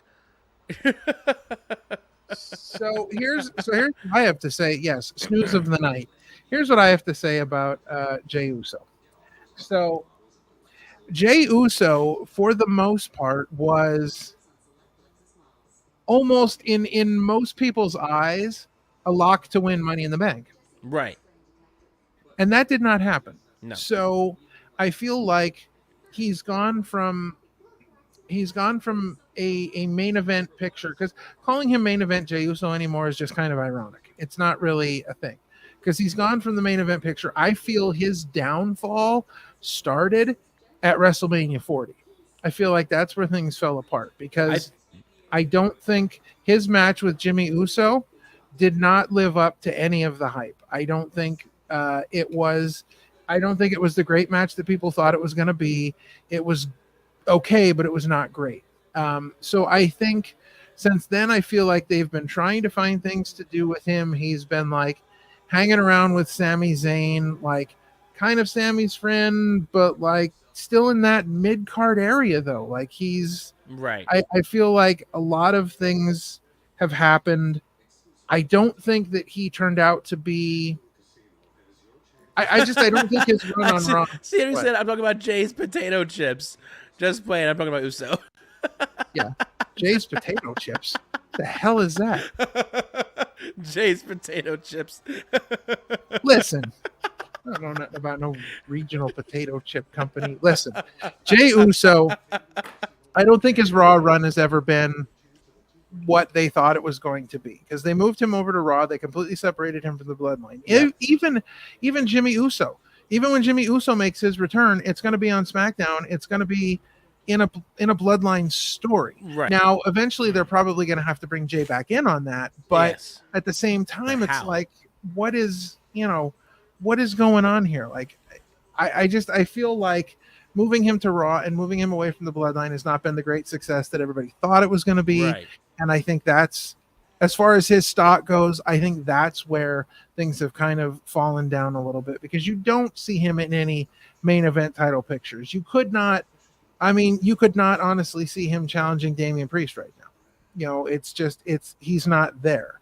And I think at one point he was there. I think at one point people were seriously, I picked him to win Money in the Bank. Yeah. Before the qualifying matches even happened. He was my lock. Yep. And it didn't happen, because I thought he was the face of the poster. He was front and center. I thought there was no way that they weren't going with him, and then they literally they made a worse mistake than going with him. Going with him would have been a better mistake than the mistake they made with Money in the Bank. They just basically pissed it away in one night and said, like, screw that. So here we are. Like, now, we're just gonna, wait for another year to hopefully not have a disaster like that again.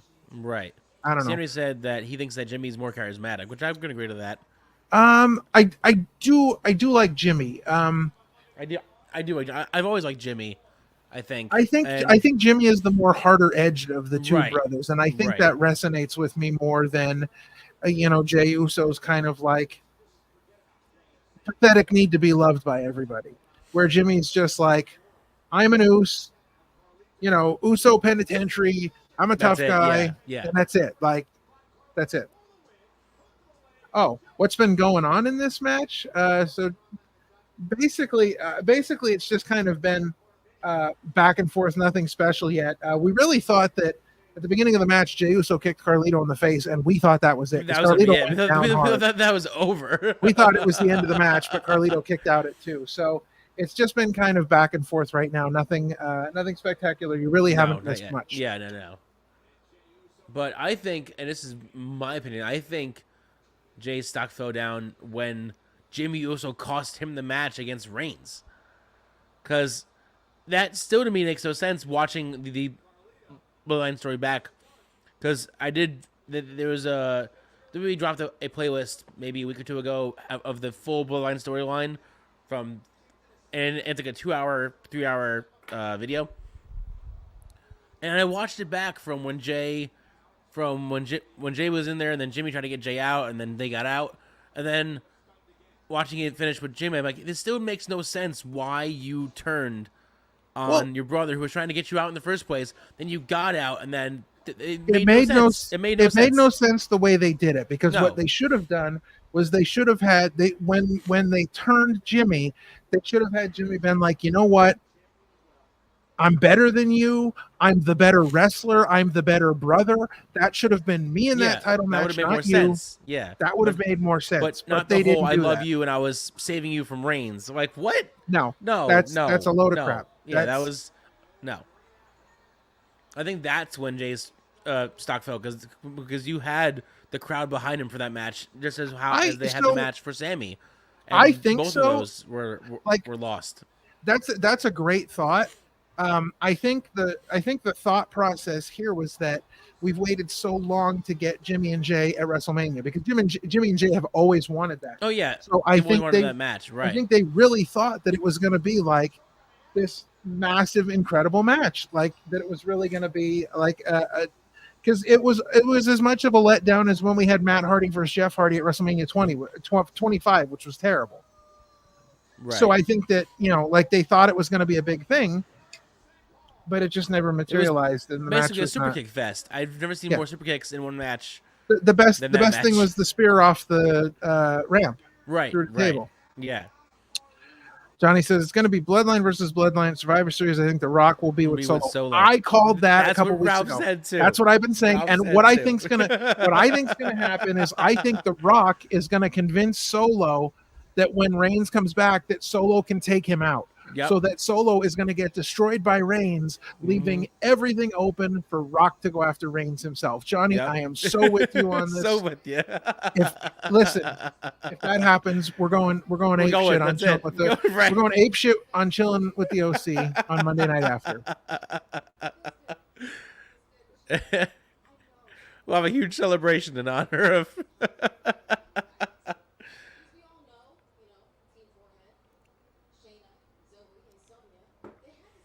Did she just call him Team Forehead? Team Forehead. Team Forehead. Wow. Well, Team I'm Forehead. good with that. That's good. That's the new name right there. Team Forehead. It is. Team Forehead. Team Banner's Forehead. been made. Oh, that's great. Speaking of Team Forehead, they made it. Oh. Team Forehead's here. Team Forehead appeared.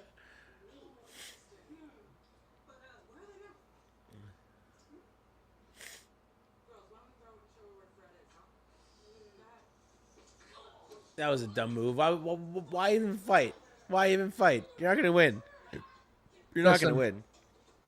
Listen, I just want to know, where's the chancla? Where's the chocolate? This would not be happening if she was holding the chancla. Right. Wouldn't be a fair fight. You know what I'm saying? It wouldn't be a fair fight. Hey, did you notice who was on the left of Zelina Vega there? I did not. Little Kenny Doan action. Oh yeah. Yeah, that was him on the left. Wow. Old school name. Pretty good. That's kind of funny. Haven't heard that name in quite some time.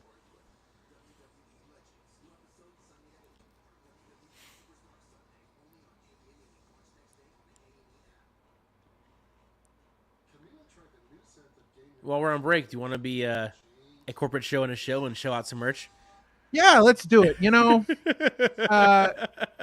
we saw the Wyatt 6 tonight, and if you like the Wyatt 6, well, shit, you're gonna love this because, ladies and gentlemen, it's new merch alert. Yeah, it's not really new. We've had it for a little while now, but we're new. freaking excited about it. Yeah. It's the Opinion City Wild LLC. Let us in. Logo. It's on all kinds of merch. Yes. It is on our Teespring, our TeePublic shops. We have links down in the description. Yes. Go get some merch because we don't just have that. We have all kinds of other merch. We got fanny packs. We got hats. We got. There's hoodies, listen. shirts, you could live. t-shirts. You could live your life shilling for the OC. So go grab some merch. While you're at it, head over to ProWrestlingTees.com. Get to Brian Ace's store over there at Pro Wrestling Tees and get that brand new Wild relatively new Wild LLC shirt, new, but it's a fantastic. Banging piece of merch there. Fantastic looking shirt. Right we really enjoy that. Love that blue. Honestly, I mean, you better believe that that's a great looking shirt. Heck yeah, little merch going on there. Honestly, though, we have lots of merch because honestly, we're bored and Sean's addicted to Canva. So I mean that's pretty much what it is. That's pretty much the you know. And if you don't want to go get our merch, which heck, why wouldn't you? Because it's some great looking stuff. I mean, it's quality fabrics, made by people somewhere. And they ship them to you because they're near a mailbox or something. Somewhere. But if you don't want to get the merch, why not head over to our Discord? Join the Discord. You know what? Even if you get some merch, head over to the Discord. Post pictures of you in some merch. In merch. We'll put it all over our socials. We'll say, check out this super fan. Check out the super guy. They got all this fantastic merch. All this cool stuff. And then come in there and talk to us about, sports or music or food or anything. Talk to us about whatever. Look, whatever you want. Ask plenty of questions. Ask away. So definitely get over there, get on that Discord. We want to be your friend. Yes, we want to be your friend. Johnny says Manny Lemons will be having a match at GCW coming here to Salt Lake City August 18th. This will be our first GCW show here in Utah. Nice. That's exciting news. Nice. I love it. I love to hear stuff like that. That's very cool. The same. I'm thinking about it, and I realize now that we're doing the OC that day in the morning, I might have to go. But GCW is actually going to be in my neck of the woods, August 4th. Oh, so that's right. Yes. They're going to be in Asbury Park August 4th. Yes. Yeah, and I'm thinking about maybe making an appearance because that venue is actually really cool. That's where I saw Fozzy for the first time at the venue that they're going to be at. It was really cool. Interesting. So I'm thinking about making an appearance. Oh, there you go. Yeah, it would be my first GCW show ever. Yes, I have never been to a GCW show. Yeah, I'd be excited to go. Yes. I gotta see how much the should be good. Should be a good time. Tickets are. It's a 2-week sci-fi extravaganza. Oh, it continues. The sci-fi train is just rolling. The train of sci-fi. Oh, and we get ourselves a good old recap here of Team Forehead. Team Forehead beating up Zelina Vega. Again, begs the question, where's the chancla? Where's the chancla? She couldn't grab it in time because they beat her up. Oh no, this is going to be even more motivation for the Bird Lady and Team Who Cares. Right. Team Who Cares? That is what they're officially being called right now. Team Who Cares. As Team Who Cares. Yep. The Miz on TV. I haven't seen The Miz Oh wait, in a the while. Miz has an announcement. Hold on. Oh, Miz is the host. Miz is the host of Cleveland SummerSlam. I'd rather have Maurice hosting. Oh, there's our truth. Truth. I thought you lived in LA.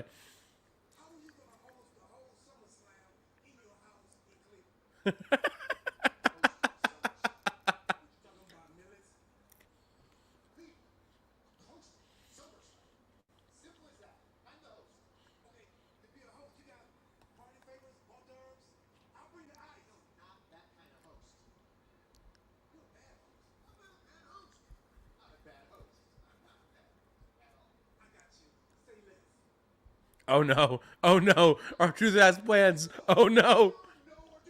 Wow. Oh no. I want hors d'oeuvres. Yes, I want hors d'oeuvres. Yes. Yes. Wow. I love Mr. Archer so much.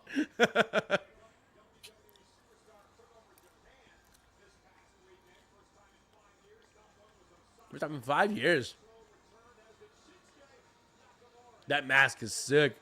I'm extremely disappointed that the Japan special on the network because Nico Satomura challenged Bailey for the women's championship. Oh yeah. And she announced that she's going to be. I think she's going to be retiring soon. Yep. She's doing. I think she said So- April of next year. She's done.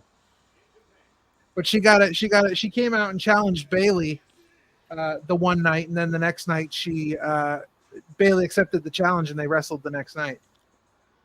See, Henry with a really good question. If the Miz wasn't successful, do you guys think Maurice will be with him?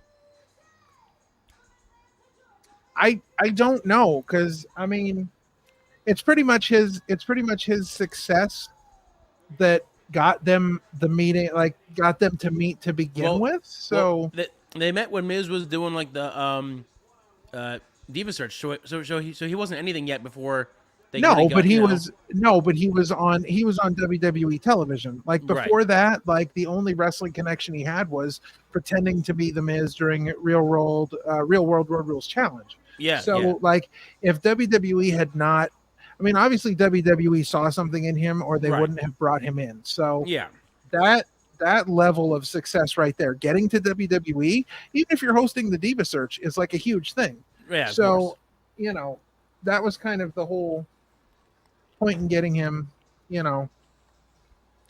So I don't know. I mean, I think that there's things beyond wrestling, right? And I think that they probably clicked in ways, but yeah.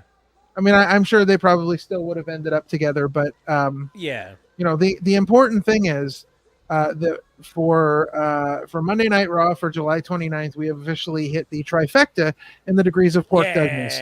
We've already seen undercooked Sheamus, we've already seen overcooked Braun Breaker, and we now have cooked Karrion Kross. And of course, we want to thank our friends at the National Pork Producers Council for providing us with that graphic yet again. It will never get old. You never get old every time. So do you think that so Karrion Kross has full backup tonight? Do you think that Xavier Woods is going to get some backup if there's shenanigans going on? I don't know, but I did see recently a video of Big E. Not that he's back wrestling, but he's doing what a lot of wrestlers who have had career-ending injuries Yeah. have done, and he's doing stem cells, and he's doing stem cell stuff on himself, and he said he's doing great. Oh. So, I'm not saying it's gonna happen tomorrow, but there might be a chance where if he feels good enough and this works, he may be able to come back and maybe rejoin and help the New Day once again. So we're getting. It might not be tomorrow, but if it goes as well as planned, it could be. Could be, but that's a big if. We're getting a promo from the leader of the Final Angle. The Final Angle. Yep. And of course he's talking about zero effort Kofi. And now he's doing the cheap pop bashing Minnesota. Yeah. How dare he? How dare he do that? He might be the first guy in history to shave his beard to become a heel. He believes in Xavier. He believes in Xavier.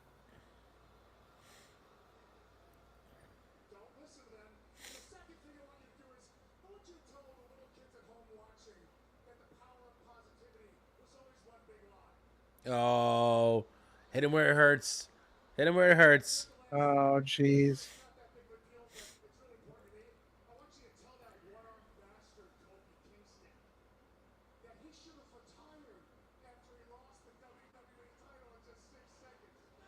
Damn. All right.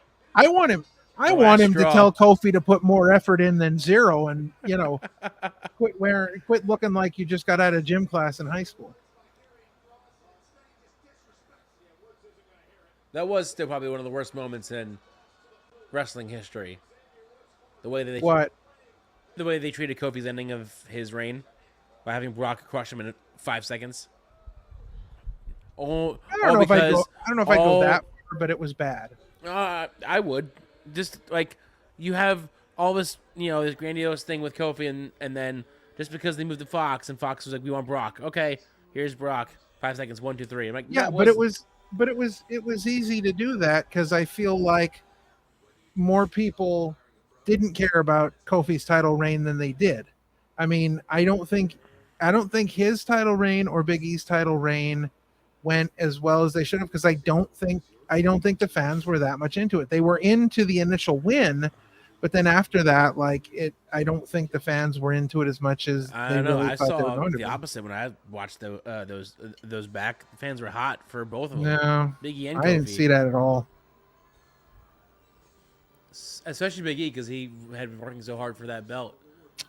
Yeah, I didn't see it. I didn't see the interest there, but I mean, obviously they had no problem in just, throwing Kofi to the side. Well, that's what I'm saying. Like, they had no issue. Like, okay, Brock's back, so bye.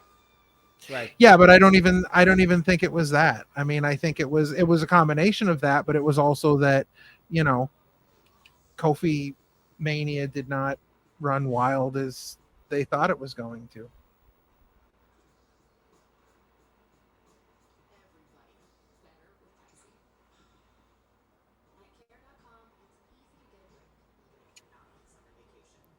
So we've got, let's see. So we're just a little bit over halfway through Raw. Yes. We got a lot of show left. I'm assuming that Gunther and Finn Balor is going to be the main event. It should be. We've got Team Forehead versus Team Who Cares. So I don't know what else we could get. I don't know. There's a lot of time left, and only there's a lot of time to kill. Announced. Indeed. So that is correct. Lots of time, and who knows where they're going to go with it. But what do you guys think? Have you guys been enjoying Raw so far? Have you guys been enjoying the chillin'? Or are you guys just chilling? Let us know. I'm curious. We're on break. Let's talk. Let's chat.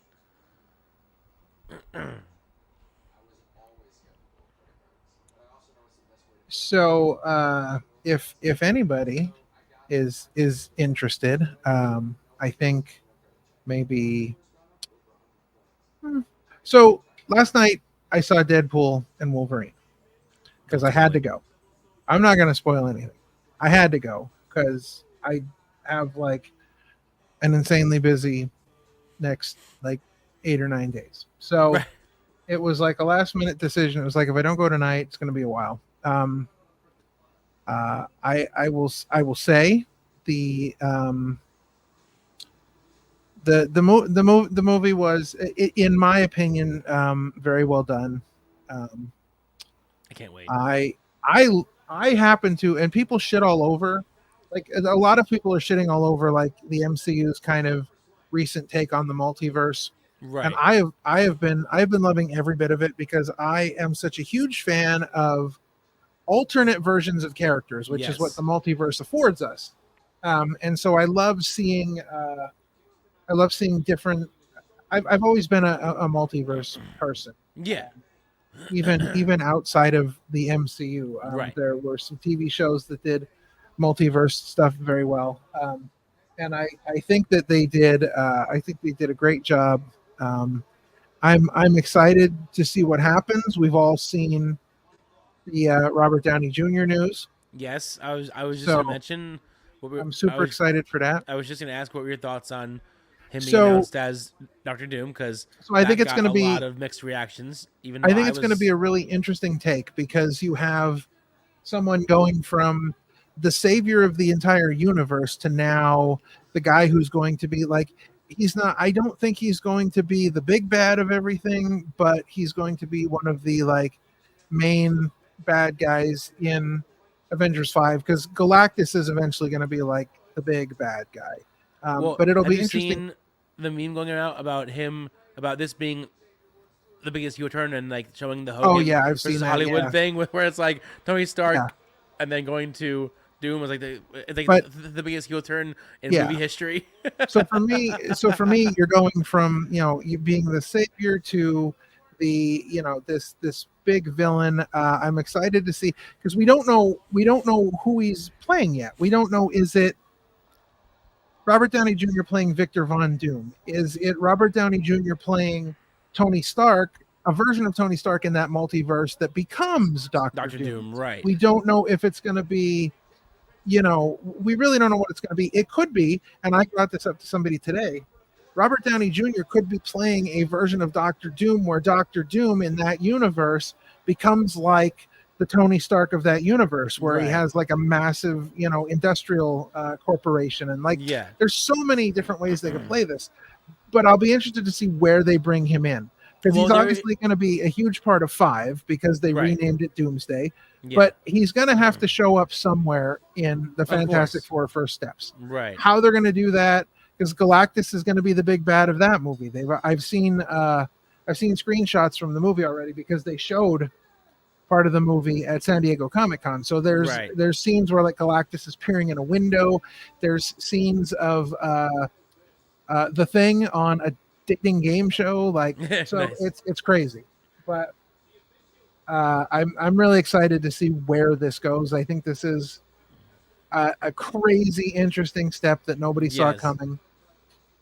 Well, I'm just curious, because there is an actual comic book where Tony Stark does become Doctor Doom Mhm. in a specific Iron Man series where he is Doom, and there's a whole thing about it where not Stark, but Doom himself becomes like Iron Man, Mhm. and there's a whole series about it. So like you don't know which way it can go, but it can go both ways, because both things Well, have happened in and- the comic books. Where And interestingly enough, when Fox was doing the old Fantastic Four films, Robert Downey Jr. auditioned to be Doctor Doom. oh And they really? turned him down. Yeah, there's Oh wow! there's I didn't there's know an that. interview that they showed with Kevin Feige and John Favreau talking about how Robert Downey Jr. came in and auditioned for Doctor Doom, and he wasn't right at that point, but they knew that he was right for something. Right. That's crazy. I didn't know that. Yeah. He thinks I'm going to lose this match at SummerSlam because I'm too focused on a comedy show that I'm doing the night before. But if I remember, Captain Sweatpants. I'm super amped for that 1960s version of Fantastic Four. That's what I'm freaking amped for. Yeah, I think it's gonna be really good.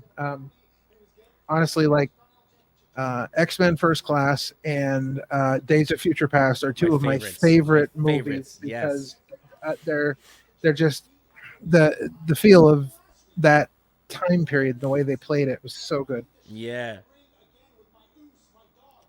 Were you a fan of the two sequels as after that? You mean like the X-Men movies that they did, like Apocalypse and Yeah, were you a fan of yeah? any of Oh, I those? loved it all. Okay. Because I'm a huge X-Men fan. I've pretty much loved all the movies they've done. Honestly, my favorite, and it's X-Men adjacent, but my favorite movie that they've done was the Wolverine, where he goes back to Japan. Right, yeah, That that was a movie good was one. That phenomenal. was a good I one, mean- yeah. That's I fun. mean, Logan was great too, but yeah, I think the Wolverine was even better than Logan. right. That's a hot take, but that's my hot take. That's a hot take. But I love everything they've done X-Men wise, because I've always been the absolute biggest X-Men fan. I heard that both versions of like Dark Phoenix weren't very good movie wise. They didn't like capture the essence of that whole saga. Yeah, I mean it was okay. I don't know. I mean it was all right. It was, you know, it was what it was. It wasn't because they kind of did Dark Phoenix in the original X-Men films, Yeah.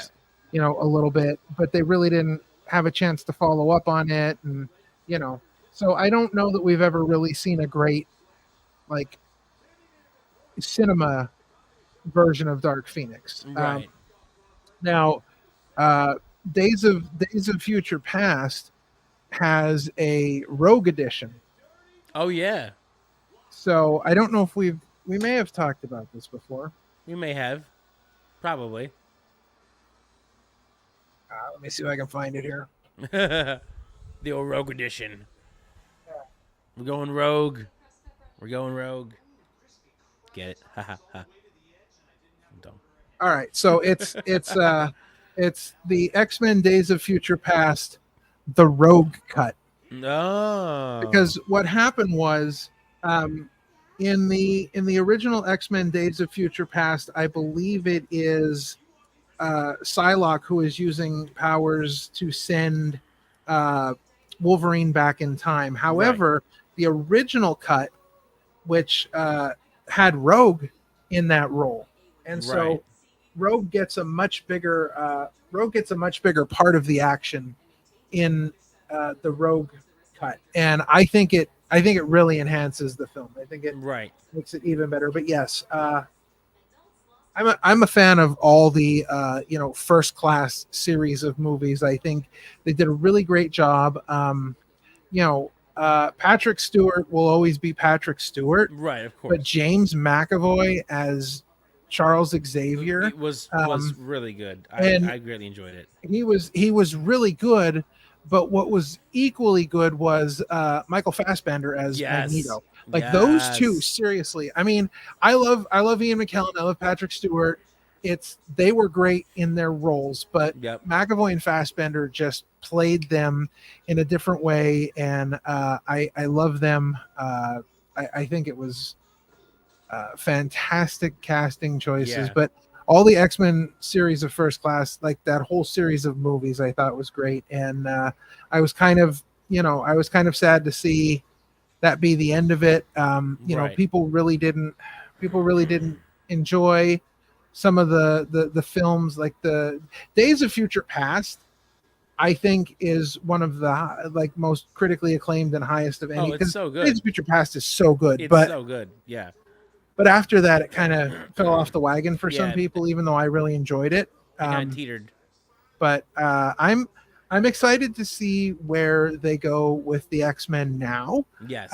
Because we had spoiler alert, we're talking about the Marvels now, but the Marvels are out on Blu-ray and DVD. So I'm okay saying spoiler alert, but I'm also okay talking about it because we're way past it. But right. I mean, Monica Rambeau ends up in the X-Men universe in the post-credit scene, and that scene where we hear Kelsey Grammer's voice. Yeah, right. But then the visual beast that we see is like X-Men animated series looking Beast, but it's Right. Kelsey Grammer's voice, and we see Monica Rambeau's mother, who is now the Captain Marvel in that universe, and like Yep. incredible. So I'm so excited to see what they do with the X-Men from here, because that's what I've really been waiting for. Because I like the Avengers, I like the Fantastic Four, that stuff's fun, but for me, it's always been about the X-Men. Right. Which makes me so happy that they already announced a season 2 of X-Men 97, because that series, man, was so good. Oh, it Can't wait for absolutely season was. 2. Yeah. Yeah. Again, I didn't know you could pack so much emotion into an animated cartoon. But they did, boy. They did. They certainly did. I have to go back now and watch the original series all over again. Just watch the whole first series.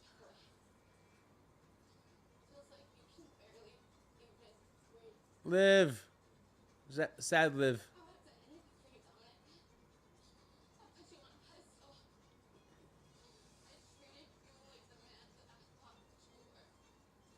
Sad Liv is sad.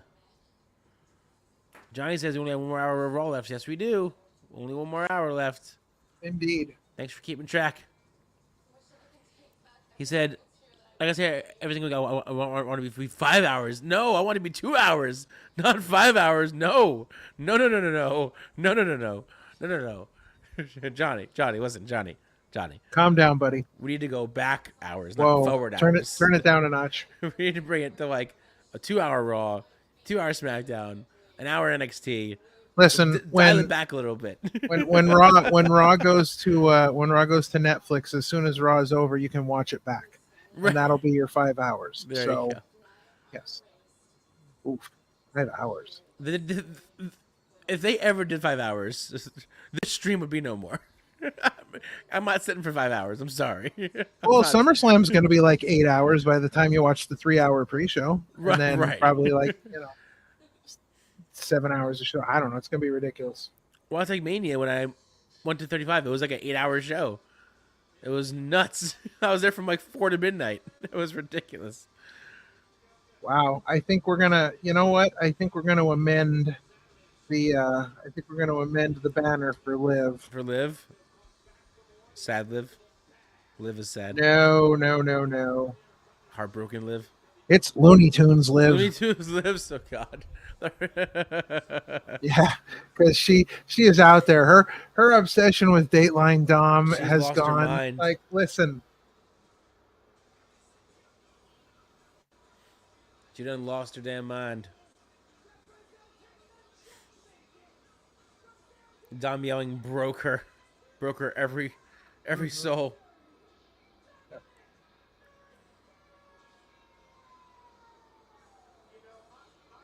All right, Dateline Dom getting a match tonight. Match against Dateline Dom versus Sami Captain Zayn. Sweatpants. Sami Uso. I really hope that they at least did it once where they did give him the Uso shirt, like Sami Uso.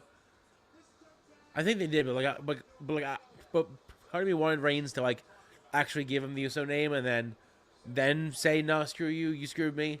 But I'm still happy with how that all played out.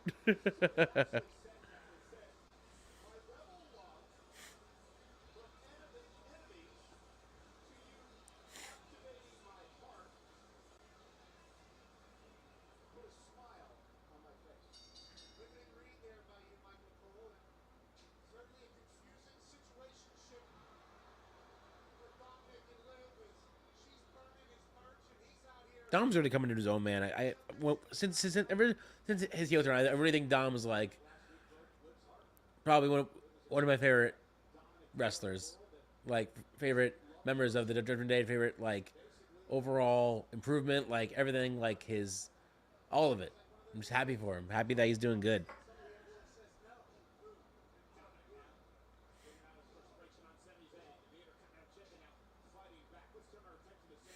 I didn't know how it was going to be when he turned heel, but he's fully embraced it, and it's really cool to see. Well, listen, you know, he's got a heel in his blood. I Right. mean, his dad was Eddie Guerrero, so Right, like he's got heel in his blood.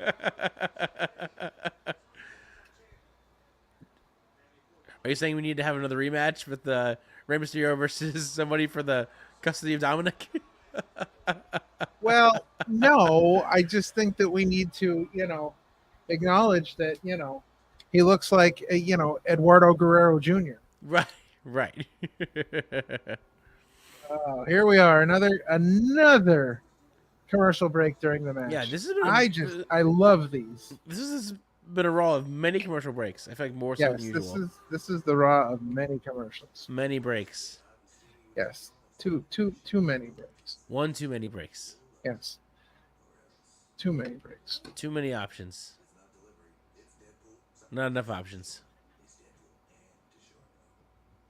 All right. Well, while that's going on, the King is going to take a momentary break and step away and let everybody see what if you missed, chilling with the one and only single bro, The single bro. Friday night, then you yes, the singular bro. The singular, then the one bro. you get to see what all the fuss was about. So I will return shortly. Okay, goodbye. And we're back with the Bro Show. Parma. The Parma Show is back. Johnny, you're going to see Deadpool on Saturday? I am too. I'm going to see it in IMAX. And I'm excited for that. Me and the bro, who usually do Chilling with the Bros, are broing out to see Deadpool and Wolverine in IMAX Saturday night. Can't wait. So it should be a 6-hour show. Bro, see Henry. Again. 3 hours is a long show. 2 hours is even sort of long. 2 hours goes by faster. But 5 and 6 hours, that's a lot of time. That's just a lot of time. To sit here and watch a wrestling show. This is a lot of time. It's hard enough to watch an AWE pay-per-view when it's like a 7-hour, 8-hour-a-thon of wrestling. Not that it's bad, it's just long. Going from 8 to like almost 1 in the morning is a long time to watch wrestling. You can only do that so many times in the week, so once a month is good enough if I even do that. I appreciate you. But it's a lot. Johnny, no spoilers, but yes, you should. It's Marvel. That's the one rule. Marvel movies, you always stay till the end, no matter what. Any Marvel movie I've ever watched, I always waited. Never leave early. You wait till the end, no matter what happens. You wait. Because you never know what surprise they have in store for you. So, you never know. No, Henry, what? No, that's like 1 in the morning. I have to work the next day. I can't do a 6-hour show. I appreciate you and I love the confidence, but that's a long time. It's a long time to sit and be on camera for. You guys may not know or realize, but I'm bad on camera. I did radio in college for a reason. I didn't want to be seen. I wanted to be heard. Now I'm both, and I'm still getting used to the both part, being seen and heard. Still weird to me, damn it. Even though I've been doing this for a year, it's still weird. You think all wrestling should be 5 hours? I mean, listen, more power to you, man. I couldn't do it, but more power to you. I'd watch 2 hours and then bail, or I just watch the highlights and then bail. That's a long freaking show. Don't forget, next Monday, also on Sci-Fi. Not USA. No. I wonder how well this would do on Sci-Fi versus regular USA, because they are on different channel. I'm curious if because it's a different channel, it would change the how well they do. I don't know how big of a channel Sci-Fi is anymore because it used to be big, but now it's kind of just there. So I don't know. I don't know. Well, I do know that Dom right now is being the tar out of Sami Zayn. I spoke too soon. Spoke too soon.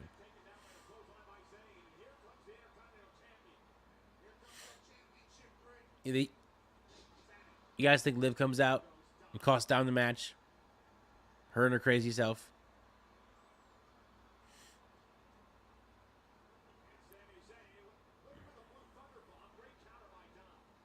Blue Thunder Bomb. Yeah, I'm not saying that out loud, Henry. I'm sorry. I see you, but I'm not reading it out loud.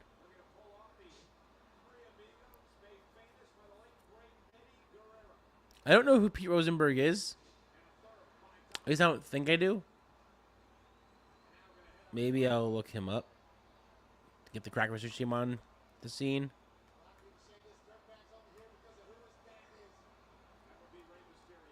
Oh, him! I'll take that. I'll take that. Sure. I'm not mad at all. I'll take that. Thank you, Johnny. I'll accept that. I will accept that. If it was anybody else, I'd be like, no, but that's fine. I accept that. Oh. I got it. I got it. I'm slow, but I got it. I'm still not gonna read that out loud on the stream, but I got it.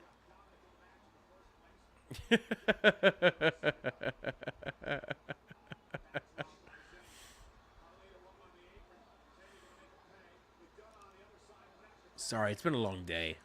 My brain just took like 5 seconds to like click. It's one of those things.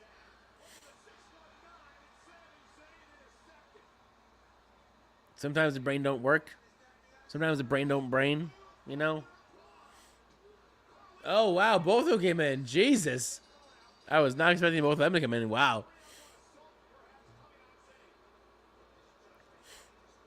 But they also just cost down the match, so good job, guys. Way to go. Way to get them. Good team effort.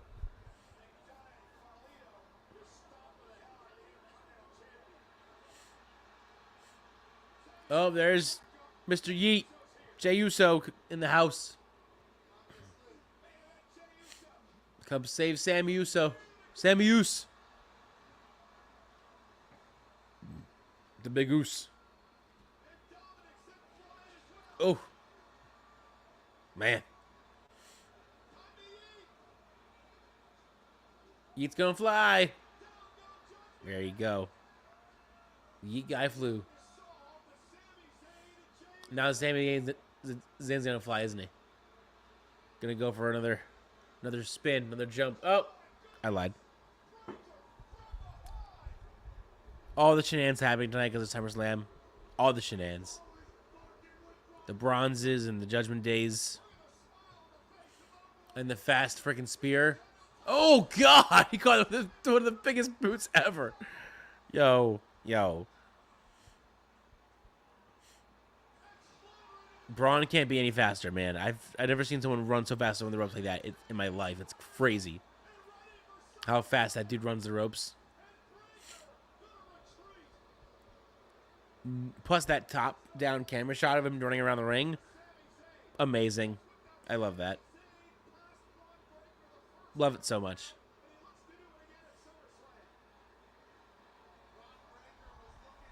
Oh.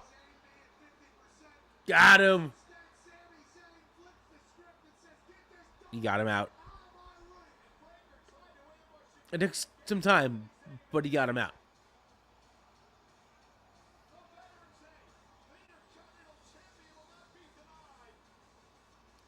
I'm dancing, I don't know. Listen. Sami Zayn's theme is Chef's Kiss. I can ride it all day.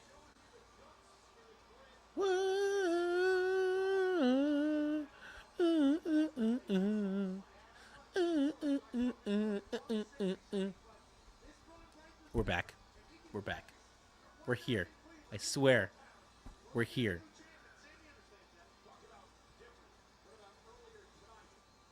This is what you get when you watch the Bros. This right here. This is what you get when you watch Chillin with the Bros or Bro. This is what you get. It's either me or the older version of me with the bigger beard. This is what you get. Oh, another tape happening. Shh. Silence. Is this Loomis or Gacy?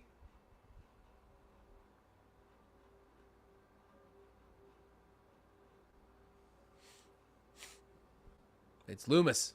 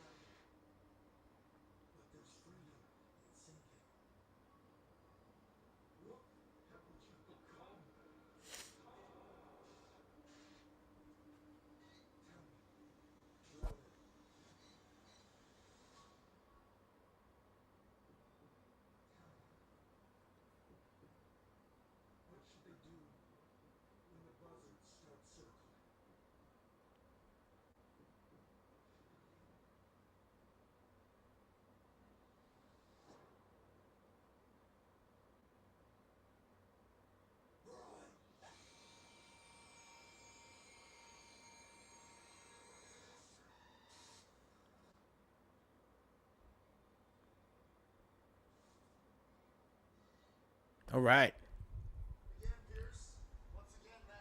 Short and sweet. One of the Creeds has a hickey. You think that's what that is?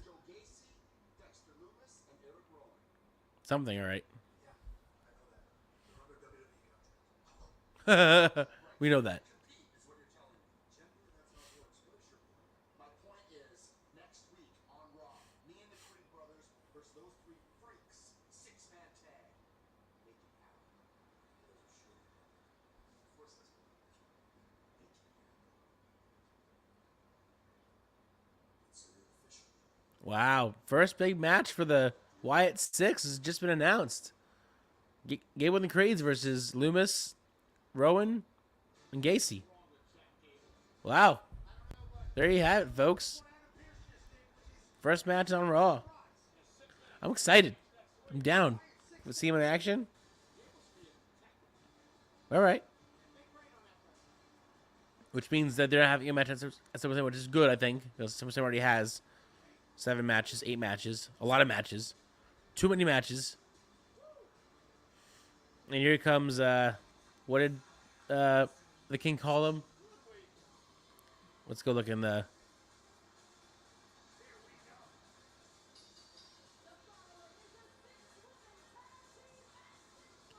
Oh yeah, it's Team Who Cares versus Team Forehead. Very soon.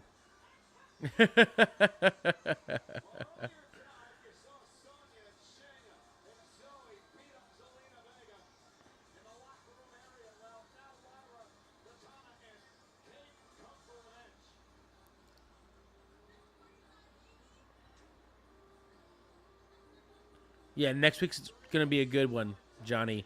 For sure, I can't wait. Big announcement. Big stuff. I'm excited.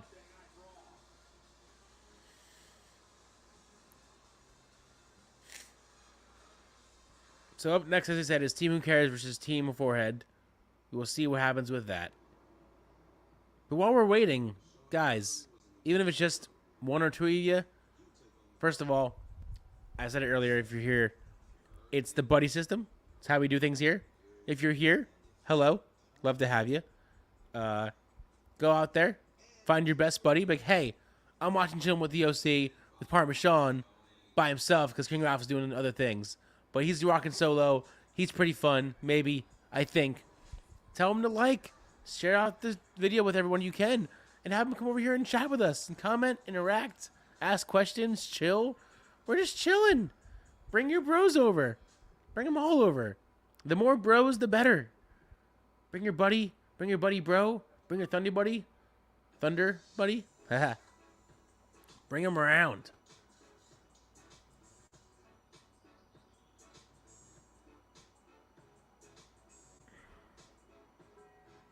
You don't like Zoe, Johnny? You're not a Zoe fan? That's okay. Not everyone's a Zoe fan. I think she's cool. I just think she wasn't really used properly for a while. Now she's starting to get used somewhere, a little bit. Here and there. You know what I'm saying? But also, I want to say this until the fact that he sings. We have a community. Join the Discord. Join the fun. Join the laughter. Join the positivity, because all we're about over there is just positive Pete's. Just want everybody to be positive and have a good time. I've always been a positive Pete. I've been a positive Pete since day one. So join the Discord. Have fun. Be involved. Tell us about your favorite foods or movies or music or TV shows, or give us your hot takes. Whatever you got. That's where to go. Hit that QR code. Screenshot it. Hit it with your camera. Do what you gotta do. Hop on and join. For kids, summer break is the best. Speaking of join, Ralph's back. That's why Care.com makes it easy to find childcare that fits your son's schedule. So, did they get the PlayStation fixed yet? No. But you did miss two things. You missed one, they did give out a tape for Loomis. And two, they announced the White Six's first match next week on Raw. The Gable and the Creeds versus Loomis, Gacy, and Rowan. Wow. I'm not a fan of that idea at all. I'm I think excited it's for that. I think it's too soon. I think it's I think they're making mistake after mistake after mistake, and it should have, if they're gonna have that match, first off, they should have set that up sooner, and it should have been at SummerSlam. That's not a Monday Night Raw match. That is if we're gonna see the Wyatts wrestle for the first time, that's a pay-per-view match. I'm excited for Raw next week.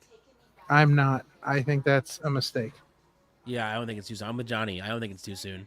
I absolutely think just- it's too soon. I think it's a mistake. It should be on a pay-per-view. You're wasting something on Raw that should be on a big show on a pay-per-view.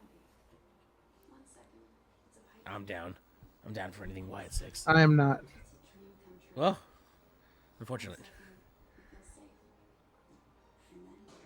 But Johnny also said that he's not a Zoe fan either. He's not a Zoe Starks fan. Well, there you go. That tells you what you need to know. And Sanders said one of the Creeds has a hickey because they were all backstage and announcing the match, and I guess he noticed a mark on Creed's neck. He's like, one of the Creeds has a hickey. I was like, okay. I don't know if it's a hickey or if a bruise from the beatdown of the Wyatts, but if it's a hickey, good for him. Good for him. I still think this was a waste of DLC. I don't mind Pat, but the rest of them didn't need to be there. Pat wrestled. The rest did not.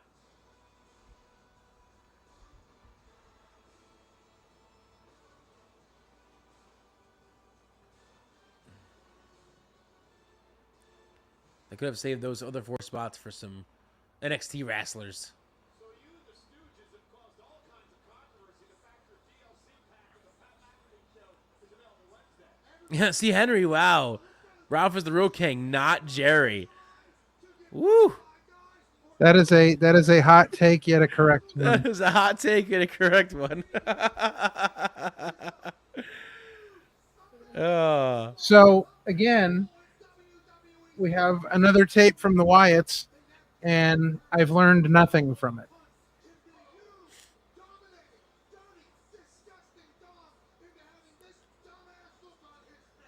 And we're back with the Pat Telestrator. McAfee Telestrator. Yes. Oh, that's right. This year, Lawler was announced on the cruise. So when me and the Tank go, he says, "I'm gonna tell him that on the cruise that Ralph's the real king." Oh yeah. Please do. He knows. when we see him, we're gonna tell him. I'm gonna tell you right now. If you want to bring something up to Jerry Lawler, I have an insane Jerry Lawler story to tell. Oh yeah. Oh, I do. Yeah. Fantasy.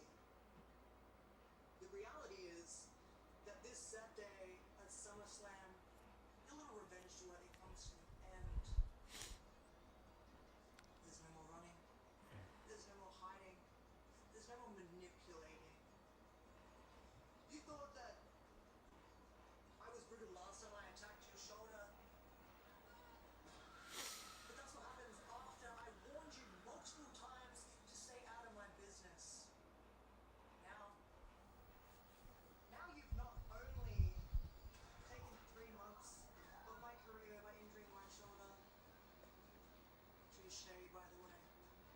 Touche, by the way. Taking my championship.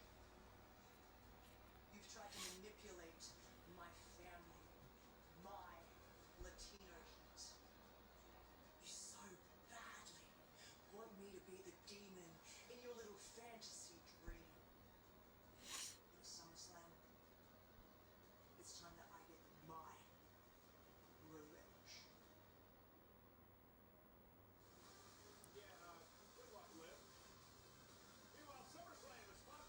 Did they just accidentally show a graphic with her holding the belt? Was that an accident? I think that was a picture. I think that was supposed to be like an older picture of her. I don't know, because it was showing her holding the belt in her arms, her hand. I was like, Yeah, but I think that's supposed to be an older picture you're of her not from when she was champion. foreshadowing, are we?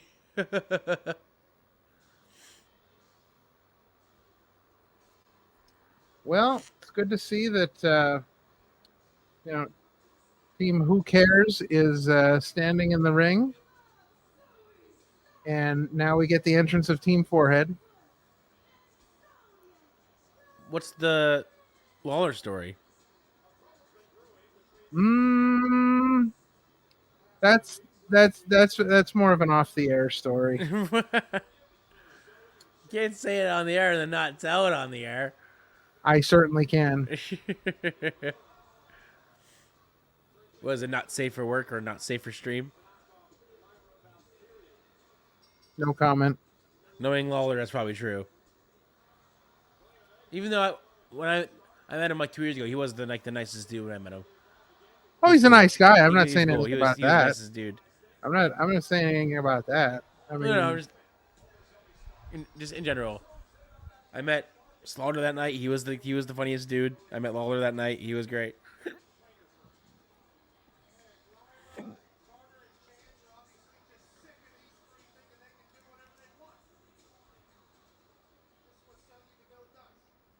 That night I met Frankie Kazarian. He was pretty cool because I met him on the cruise before, and I was like, "Hey, you go next year?" He's like, "Probably." I'm like, "Sick."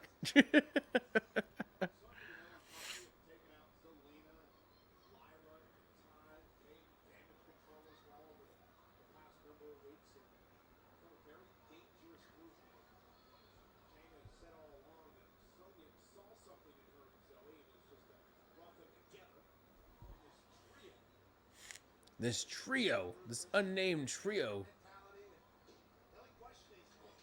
I mean, they've been named, just not by themselves. Zelina Vega has dubbed them Team Forehead. correct. See, Henry says, why do you guys prefer a 2-hour Raw over a 3-hour Raw? So a 2-hour Raw is easy to fill with wrestling and minimal promo work, Right. things that we don't need to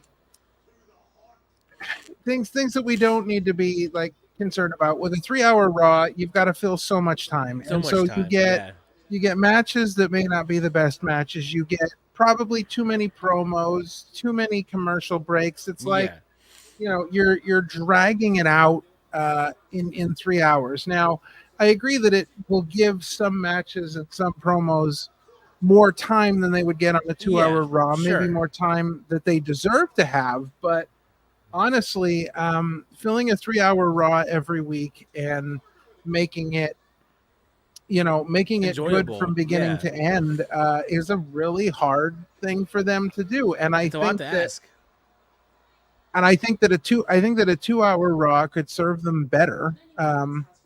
Honestly, if I'm Netflix and I'm bringing them in, I'm doing a 2-hour Raw, and then I'm doing Raw talk immediately after it for an hour. Because honestly, so if I'm going to spend 3 hours on a Monday night, that's the 3 hours I want to spend. I would enjoy spending 2 hours on Raw and then getting that. But Raw talk has got to be like, Talking Smack used to be. Yeah. Like they've got to let it go. They've got to let people just talk and say what they want. And, you've got to trust people to go out there and talk about the things they need to talk about. And, I think it would serve the purpose better.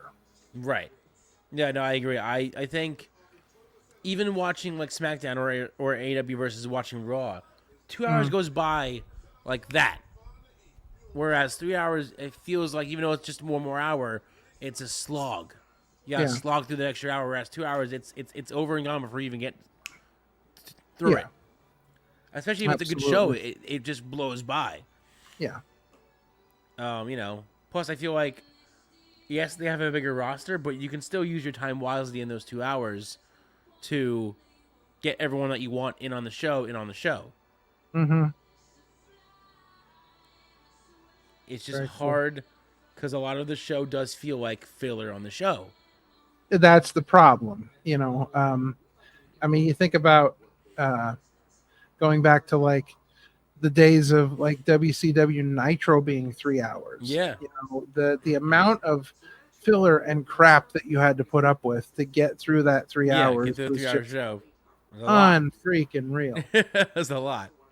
Yeah, it is a lot. Apparently, according to Johnny, EC3 is going to be on Fox News tonight. I did see that. That's on his. So it was on EC3's Twitter. Apparently, Tyrus, is he still? No, I guess he's not NWA champion anymore. Is he still? No, I don't think so. No, I don't think so. I think he's lost the belt. But he's guest hosting Gutfeld on Fox News at 10 o'clock. Which so it's already started. Yeah, it's already happened. But he's guest hosting, and EC3 is one of his guests. They have a round table of 5 people on there, and Tyrus is usually. I think Tyrus is a regular on that show, but he's guest hosting tonight. So Gotcha. Yes.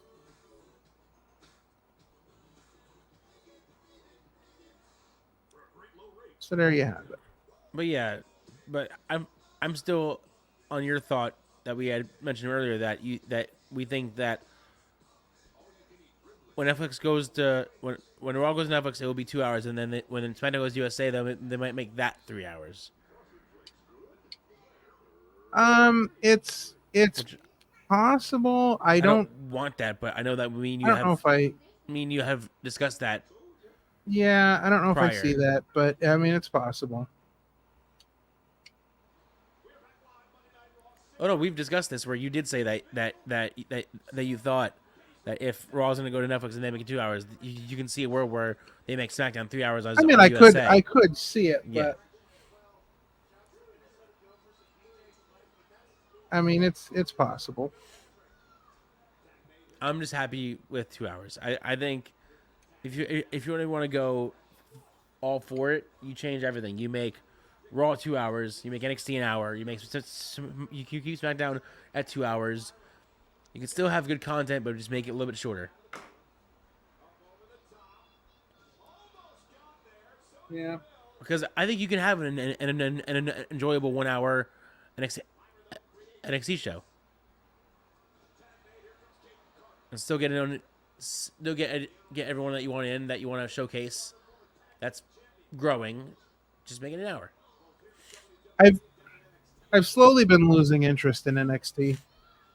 I'm still watching it for certain people, but not as a whole. Like obviously, I'm watching it for Hendry. I'm watching it for I've been a fan of Trick for quite some time, so I've watched it for Trick Williams. Yeah, I'm watching it for the whole TNA thing, of course, too. Yeah, I mean, I follow for the TNA stuff, and if there's something I desperately need to go and see, I will go and watch. But in general, I don't know. I don't have much interest in NXT anymore. Right.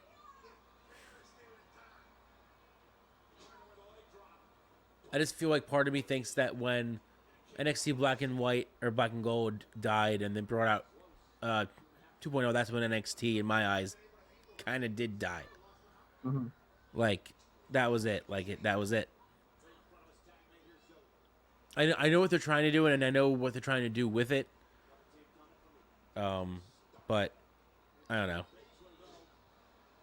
Yeah, it's not the same. It'll never be the same again. They got away from it. I think they lost momentum with that, and 6 hour show. Interesting. We were having this talk earlier because he made the joke that that Raw should be 6 hours, and I said, I said, dude, no. I said, listen, it's hard enough to sit here with you guys and do a 3-hour show after work, but I can't sit for 5, let alone 6 hours for do a show. So, we don't really do the pay-per-view live streams anymore. If we did one of those, it might be 6 hours depending, but we really don't do that anymore. But he was also joking with the LOL at the end. Yes, I know.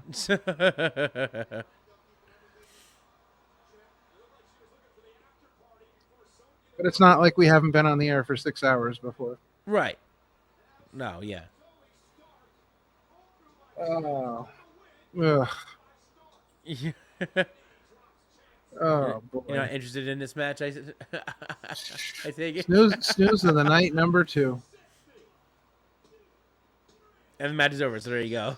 There you go. Team Forehead with the I win. didn't mean you. I meant like just in general, C. Henry, that like 6 hours is a long time to sit here on a camera and watch a show or hang out here. It's just a lot.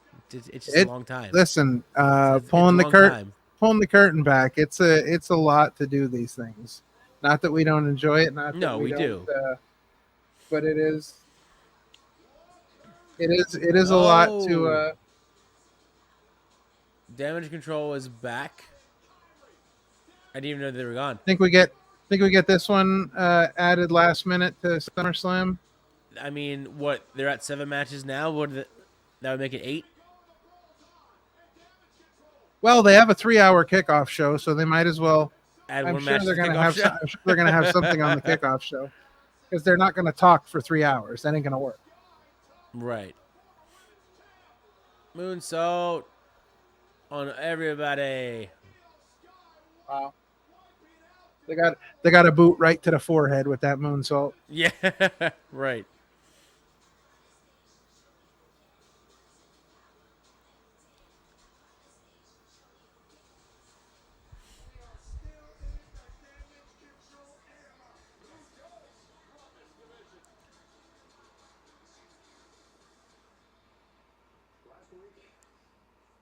Oh, here we go. Gunther.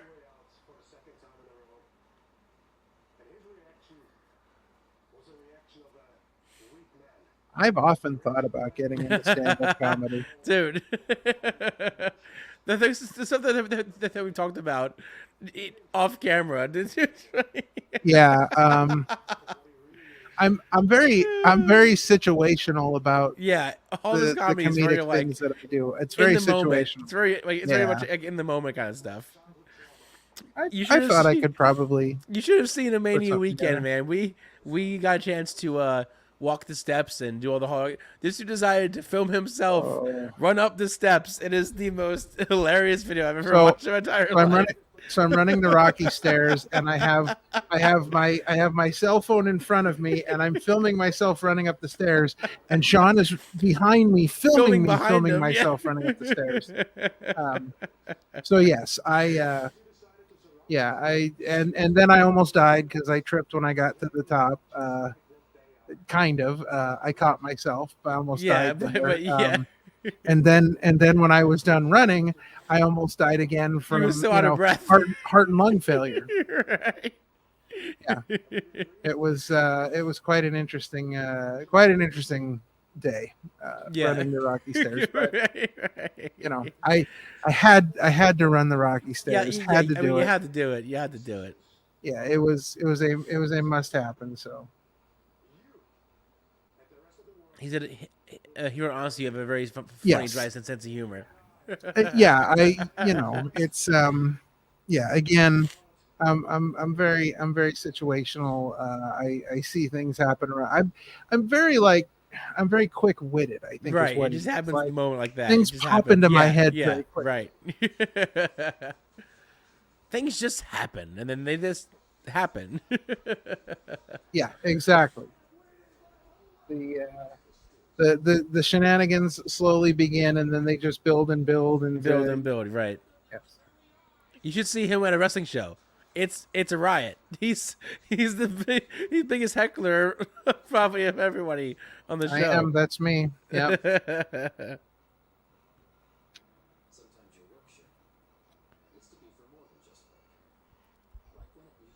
If you want a quick-witted, loud guy next to you to chant with, that's your guy right there. That's me. Yeah, so that's me. All right, 30 minutes left. Ooh, 30 minutes left. The 30-minute countdown is on to the end of Raw. Hopefully that means we get a full match with Gunther and Finn Balor.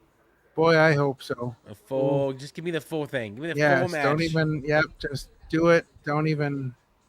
No yes. shenanigans. No, just give No, me there will Gunther versus be. Finn. I mean, there will be, but there will I'm be. hoping there's not. Just no shenanigans. Zero. Because, you know, we need to have the final shenanigans of the night, Of obviously. course. Of course. Yes. Indeed.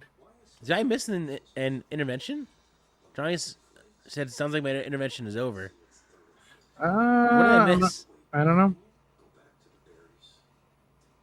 Was it about AEW because you stopped watching AEW? Was it about Manny Lemons because he'll be facing EC3 in NWA September 7th? Sir Manuel Lemons Esquire. Yeah, apparently he's facing EC3 for the NWA World Title September 7th. So Manny's doing big things. Indeed. He be doing all the things.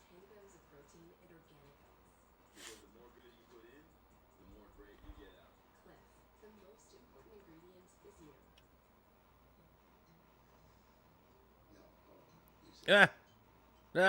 Wow, what happened? Who broke I this? hit. Oh, no. Shenanigans. Oh, no. That was the final broken. shenanigans of the night. That was it. Oh, no. That was it. Stream's been broken. Shit's broken.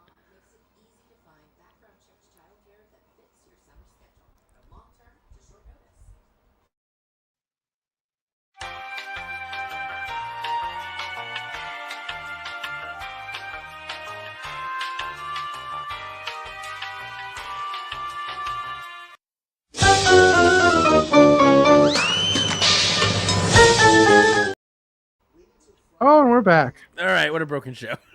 Oh, enough with being broken. Listen, it wasn't just exercising you that far. Listen, I believe that we're done being broken. This isn't Matt Hardy, Man, okay? these commercial breaks are like mind-numbing tonight. Like they seem like they're so long. They and there's so many of them. There's so long. There's so many. This is like the 40-second commercial break. Dude, for a 3-hour show, this is a lot of ads. I feel like this. I feel like this show's only really been in like an hour and a half total. If you take all the ads. There's just too many commercial breaks, like and too many commercial breaks during matches. Right. DCW bar shows. Bar shows are some of my favorite shows. Oh yeah, this is so much fun. He only believes in Joe Hendry, by the way. Well, listen, I don't know what to think about that, but I believe you should believe in this guy. Right. That's the Bo Dallas I want to see. Right.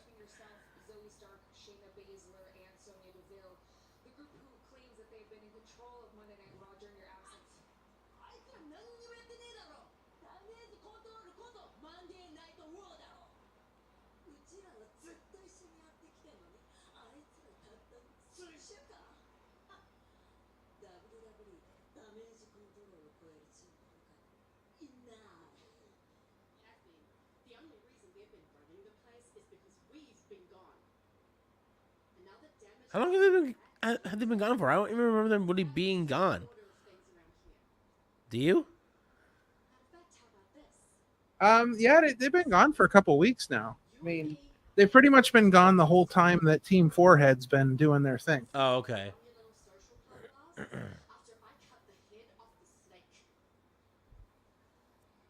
I just don't remember them being really gone. Yeah, they really haven't been around while Team Forehead's been doing their thing. I thought it was cute during that interview how Dakota Kai was pretending she knew what the other two were saying. I'm pretty sure she does because she knows Japanese. I don't know about that. Yeah, You have proof of that? I can't show you proof, but I know I follow some of her stuff on streaming when she plays her games, and I'm pretty sure she knows a good thing or two about Japanese.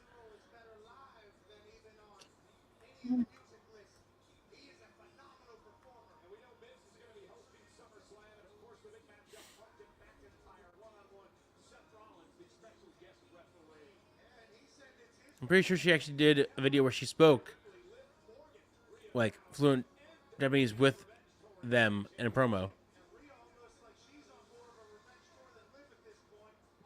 When I see it, I'll believe it. But doing Japanese for one promo doesn't mean that you speak it either. I mean, I could learn Japanese for, a 3-minute promo.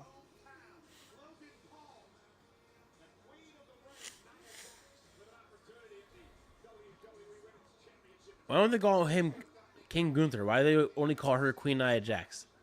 Where's the king? Call him King Gunther. That's what he is. He won King of the Ring.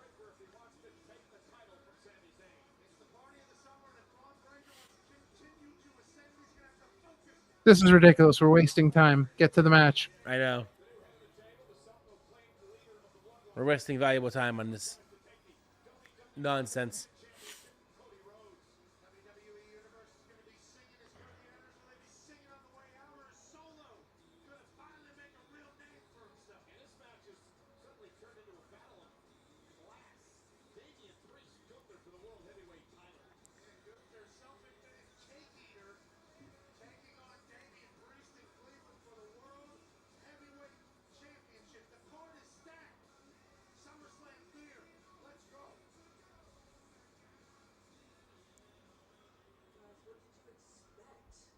Yeah, you lost.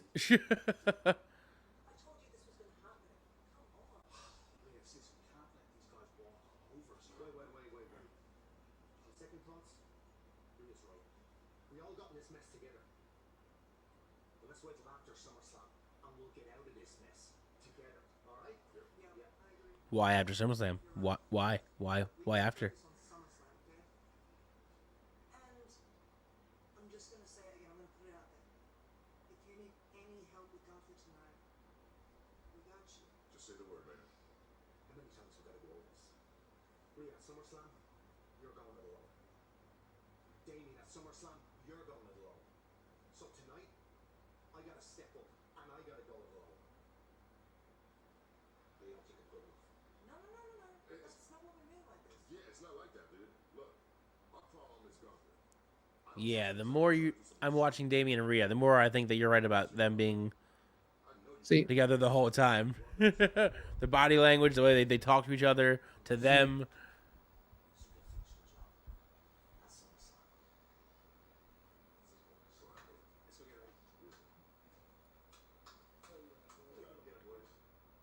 Definitely something going on with those two. So he should have said, Rhea, at SummerSlam, you go it alone. Damien, at SummerSlam, you go it alone. At SummerSlam, I don't even have a match. I don't even have a match. I'll go it alone on my own match. My own non-match. Yeah.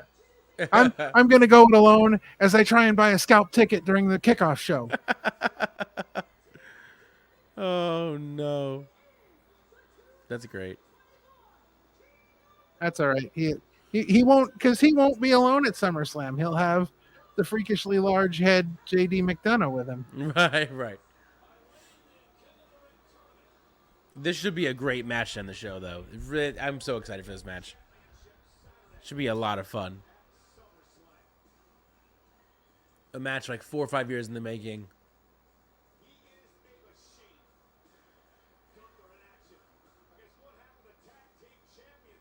Yes, get a commercial break in. Of course. Let's do less time. Let's do less time. Thank you so much, WWE. Thank you so much. Johnny says, let's go Finn. He's rooting for Finn. Rooting for the Finster. Yeah. That's a question. If you wanted to piggyback off of Henry's question before about Jay, do you think Finn Balor's stock has gone down? Even though he's champion right now, but like, well, yeah, but I mean, tag champion.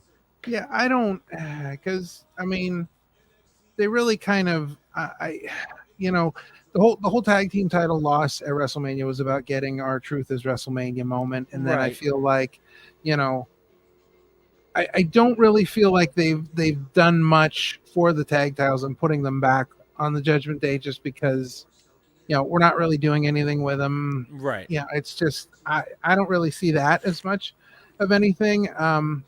I think Finn Balor's stock has slowly declined since he got injured after he won the World Heavyweight title. I feel like when he came back with maybe half the momentum he had before that because he never Right. really got back in the world title picture. No. He did have the match against Edge at WrestleMania 39, the Hell in a Cell, which was a huge match. Yeah, it was He huge. brought back the Demon for that, which I feel like was like a send off for the Demon. Like I Right. feel like that was the last time we're going to Last see time we the see Demon. Demon. But I do feel like I wouldn't necessarily say that I feel like his stock has gone down as much as I feel like his stock has just kind of steady plateaued. Right. Because I feel like we're building up towards something, and I Yeah. feel like we're building up towards Damian Priest and Finn Balor. Mm-hmm. And I don't know if that's going to be because Damian Priest drops the title, or Right. I don't know how it's going to work out. Because I think that if Damian Priest keeps the title, I think that the real challenger for him after that is Finn Balor, and I don't Right. know whether that breaks up the Judgment Day, or I think the Judgment Day is going to have a lot of problems to contend with after SummerSlam that have Right. nothing to do with Finn Balor. Yeah. However, I feel like Finn Balor is going to be the next challenger for Damian either way, even if they don't split up. If they do split up, I just think that that's the guy that is the real. That's where we're leading with all of this. You know, Right. there's all these subtle hints between Finn and Damian where there's like these little cracks in the mold, and Yeah. I think eventually we're going to get Finn and Damian, and I think that's going to be a money feud, and it could very well be like, you know, Finn kind of feels disrespected by Damian. Finn feels like, Yeah. you know, he's the one that should be, you know, the leader of the Judgment Day, Right. because that's kind of what it was supposed to be, I think, after Yeah, everything it was was done Finn with was the Edge. leader. But Yeah. but then, you know, the rise of Damian Priest and everything that happened with him. So I feel like I feel like that's the money feud after SummerSlam. Right. You Yes. know, we see where the Judgment Day goes from there, and you know where that falls along the lines. I had originally thought that they were going to use the belt as the feud with Finn because Finn, you know, wants that belt again and wants that, you know, last, you know, second chance at getting a big Right. belt. But now that Gunther's here, I don't see the belt being a factor at all. It's just, you know, if Gunther is going to win it, which he should, you can still have the feud, but not have it surround the belt. Yeah. Like it just surround the jealousy of, hey, you're this, I'm that. You don't respect me.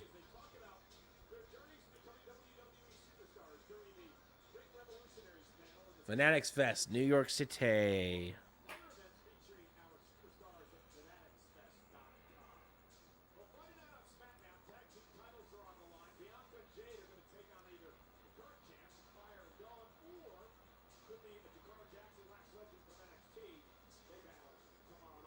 Oh, that's right. I was just going to say, what? Got it. I doubt they'll change hands, though, tomorrow night. They better I not don't change think hands that. No, tomorrow they're night. not. No, They way. better not change And hands they're tomorrow not- night. And I don't think they're changing hands Friday night. I think this is where we see Bianca and Jade fall apart. I Jade think it's fall where we out? start to see the cracks. Yeah. Yeah. That was my thought as soon as they announced it was, oh, that's going to be the cracks right there. Sandy says, who do you guys see taking the titles off Cody and Priest? Well, we already mentioned before, Gunther's going to take the belt off Priest. But Cody, though, that to me is a little bit more difficult of an answer. Yeah, I really don't see Solo winning it. He could, but I personally just don't see him winning it this weekend. I agree on Gunther.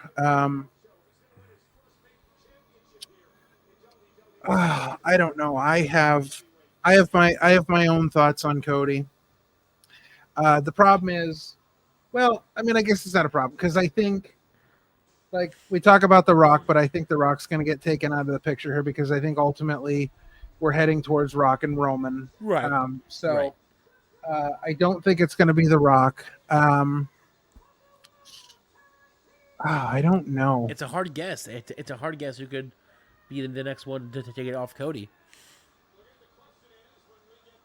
I really don't build know. that new star up that can take on Cody, that can beat Cody, and not Reigns, somebody else.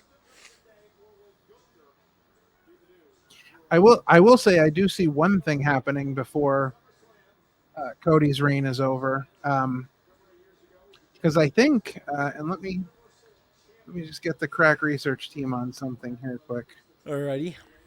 Before I make this.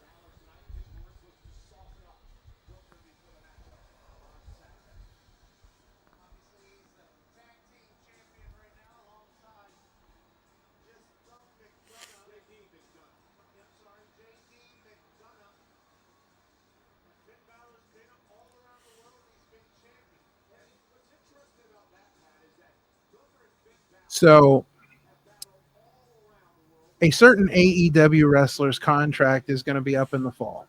Okay. This we know for sure, and we also know that this person has been mentioning that they really only have a few more matches left in them here. Right. So, I think that honestly, before we get the end of Cody's title reign, I think he is going to have a title match against his brother Dustin.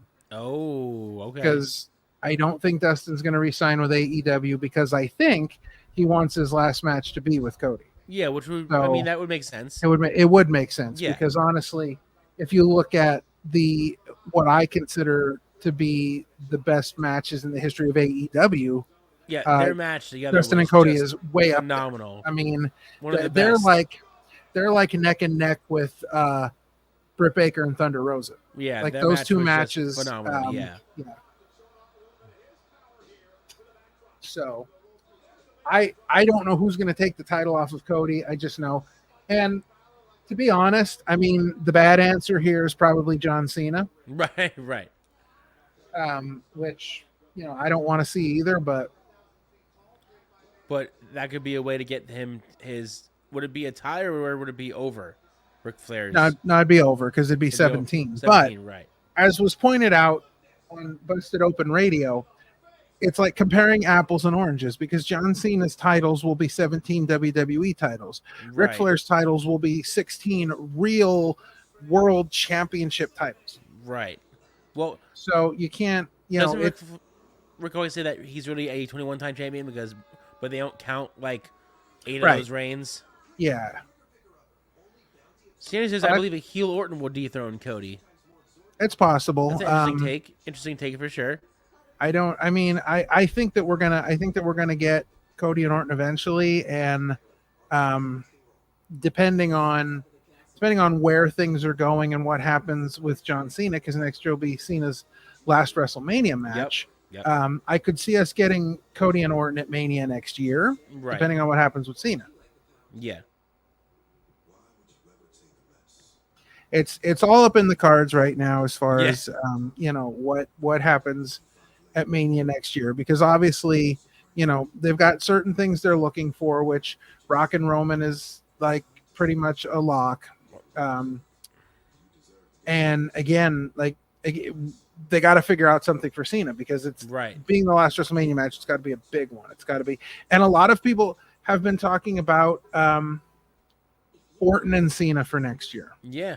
That's been a big conversation piece too, because there's certain people. I mean, honestly, if I was gonna book a major match, I would have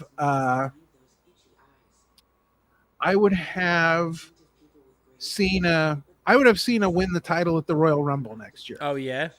I would have him challenge for the title at the Royal Rumble, win the Royal Rumble, win the title match, and then I would have CM Punk win the Rumble. and I would have CM Punk challenge John Cena for the title at Mania, because that would get CM Punk his WrestleMania main event, because that would, if you're doing Rock and Roman, that would probably be night 2, I would think, but then night 1 would easily be Cena and Punk. Yes. So that's, if I was booking things, that's what I would do, because honestly, I think for his last WrestleMania match, because everybody talks about, like Cena's biggest rivalries over the years and all these different things, and I'm like, Punk is the one that we've never really run back at this point, because Punk beat him at Money in the Bank in Chicago, then left with the title, took pictures of it in his refrigerator. Like, we've never really had a great conclusion to that CM Punk John Cena rivalry. So I think, for me, that's the money match right there. Right. I know that wouldn't leave a whole lot of build-up time. However, I mean, whoever's going to challenge for the title at Mania is probably going to challenge after winning the Rumble, or just coming out and challenging the other champion that doesn't get challenged by the Rumble winner. So you're going to have a short amount of time anyways. Why not build up something? Because, I mean, if you're telling me that John Cena and CM Punk cannot build a match in 3 months, get there's no way. There's no way. They're both. There's no way. Leave the stream now. But that would be my money. That's what I'd want to see.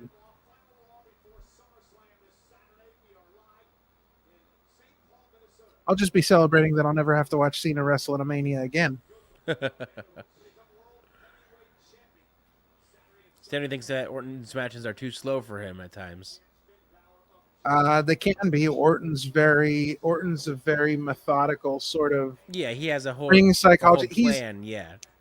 Orton's like a Jake the Snake Roberts. Yes, he's got that ring psychology, and every move he does means something. So he takes his time. He's not a fast worker. So I can completely understand that.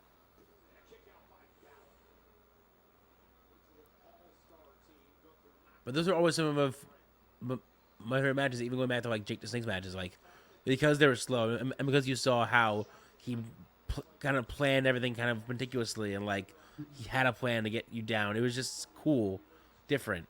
Like, you sort of got to see inside the mind of Jake, just like you see the mind of Orton.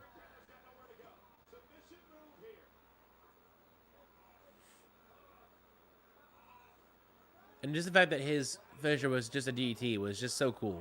I mean, mind you, his DDT looked devastating, but it was just a DDT. And now it's just a move that we see every day, naturally, whatever. But that was the finishing move, was just drop him.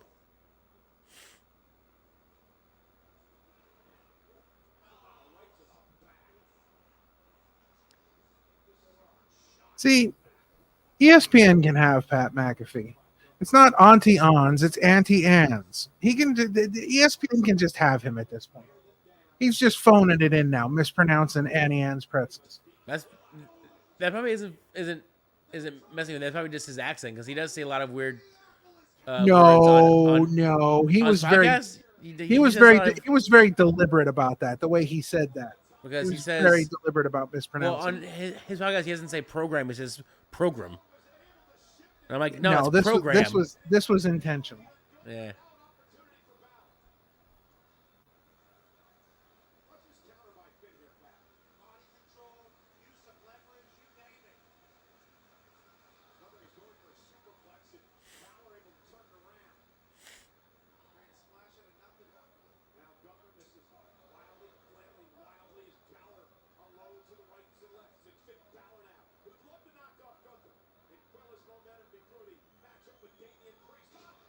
Nice.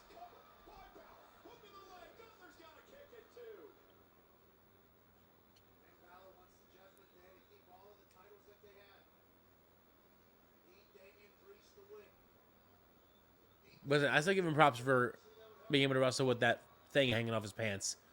That would cause me such a distraction. I would feel it on me all the time. I'm like, no, get it off of, get it out of my pocket. It's too distracting.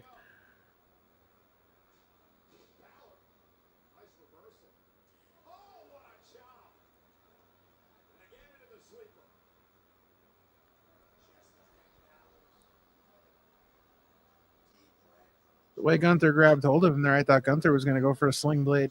You're right. That would have been sick, though. Because I'm pretty sure they could pull it off.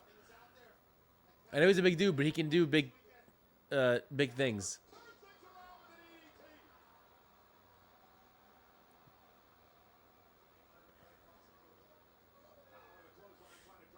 Again.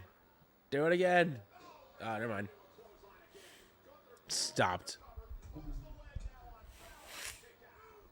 Ken Gunther with the dominance.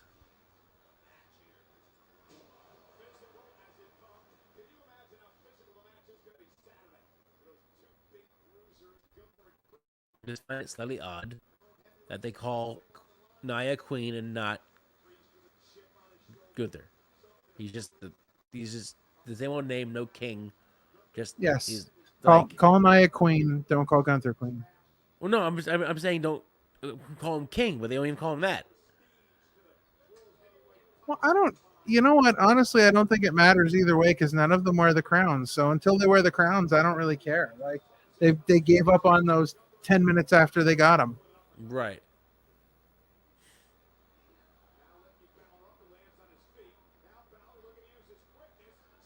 Sling blade.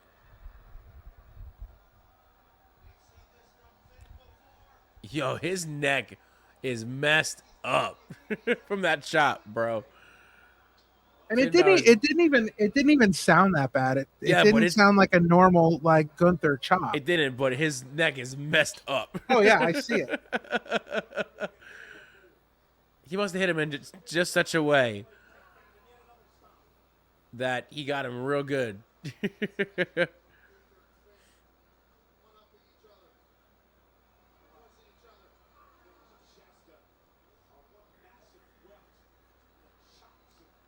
Jesus.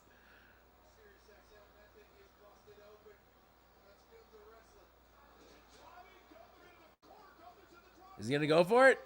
Coup de grace?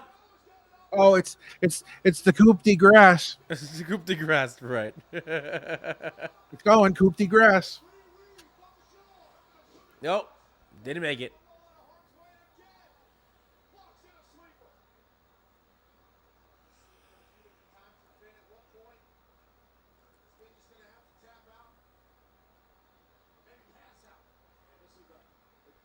Pass him out. Nope, he's still alive. We're still strong, guys. We're still strong. Spoke too soon.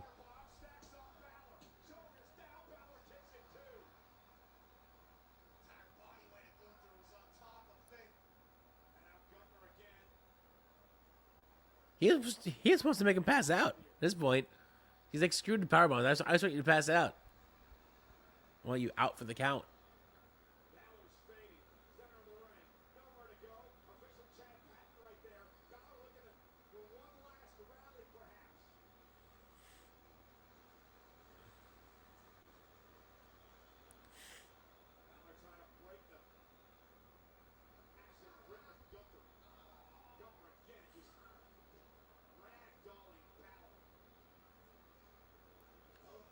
Knock him out. He's done.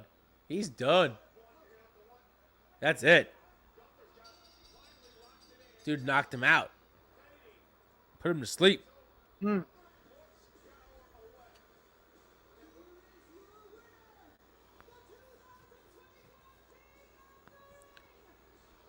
Oh, now they say it.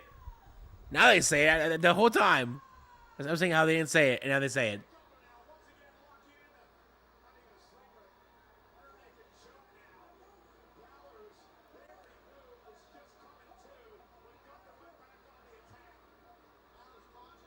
Where's Damien?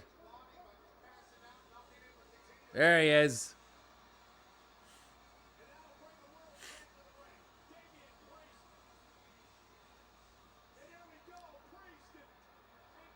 And a brawl to end the show.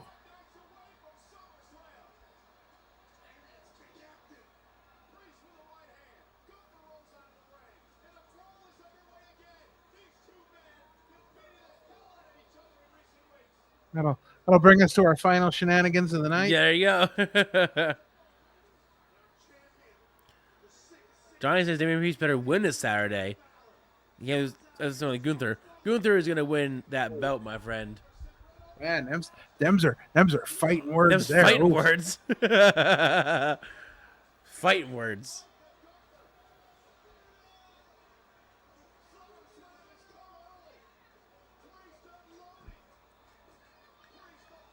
We are Gunther fans in this in this realm.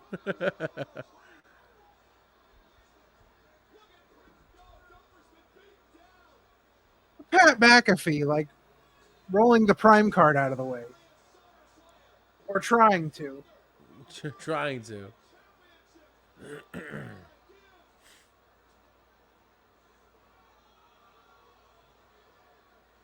Michael Cole's still standing there yelling. Pat McAfee just took his headset off and was He like, just I'm left. done. He's like, I'm out of here. We're out. All right. Well, that is going to officially do it. Thanks, Johnny. We appreciate that. Thanks a lot, man.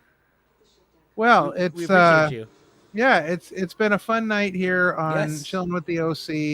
It was a fun Monday Night Raw. We got some great matches. We got some great promos. Judgment Day, as always, was great. Yes. Cannot wait to see what hors d'oeuvres The Miz and R-Truth bring. Yes, to, Miz R-Truth for SummerSlam as they go off to host. And yes, so another interesting night. We get another day closer to SummerSlam. Yes. So we've got a lot going on. Make sure you hop over and you join our Discord. Definitely want to get over there and get that. Yes. QR. Yes. So get over and join the Discord. Have fun with us. We'd love to have you over there. Head over to our YouTube channel and check out Wrestling with Life, our newest episode with Cowboy Pete Carter from the Monster Factory. Also, check out our most recent episode of the Opinion City podcast. Yeah. To show up. Hey, there it is. Ryan Mooney. Yeah, check that out. That was a really fun episode. Yes. And of course, next Sunday, this coming Sunday. Join us for Grappling with the Grooves, our very first episode. It's a special 10 a.m. start time. We will be joined by Shane McCoy, our first guest on Grappling with the Grooves, where we will be talking the world of music with folks from the world of professional wrestling. Don't forget August 17th. Yeah. State of the Wild LLC address at 12 noon. It will be happening after the Solar Slam show on the 16th. We will have it on our YouTube channel at noon the following day. So please check that out. And then, of course, don't forget, we've got Chillin' with the Bros on, or one of the bros, or some of the bros, or bros in toe. I don't know.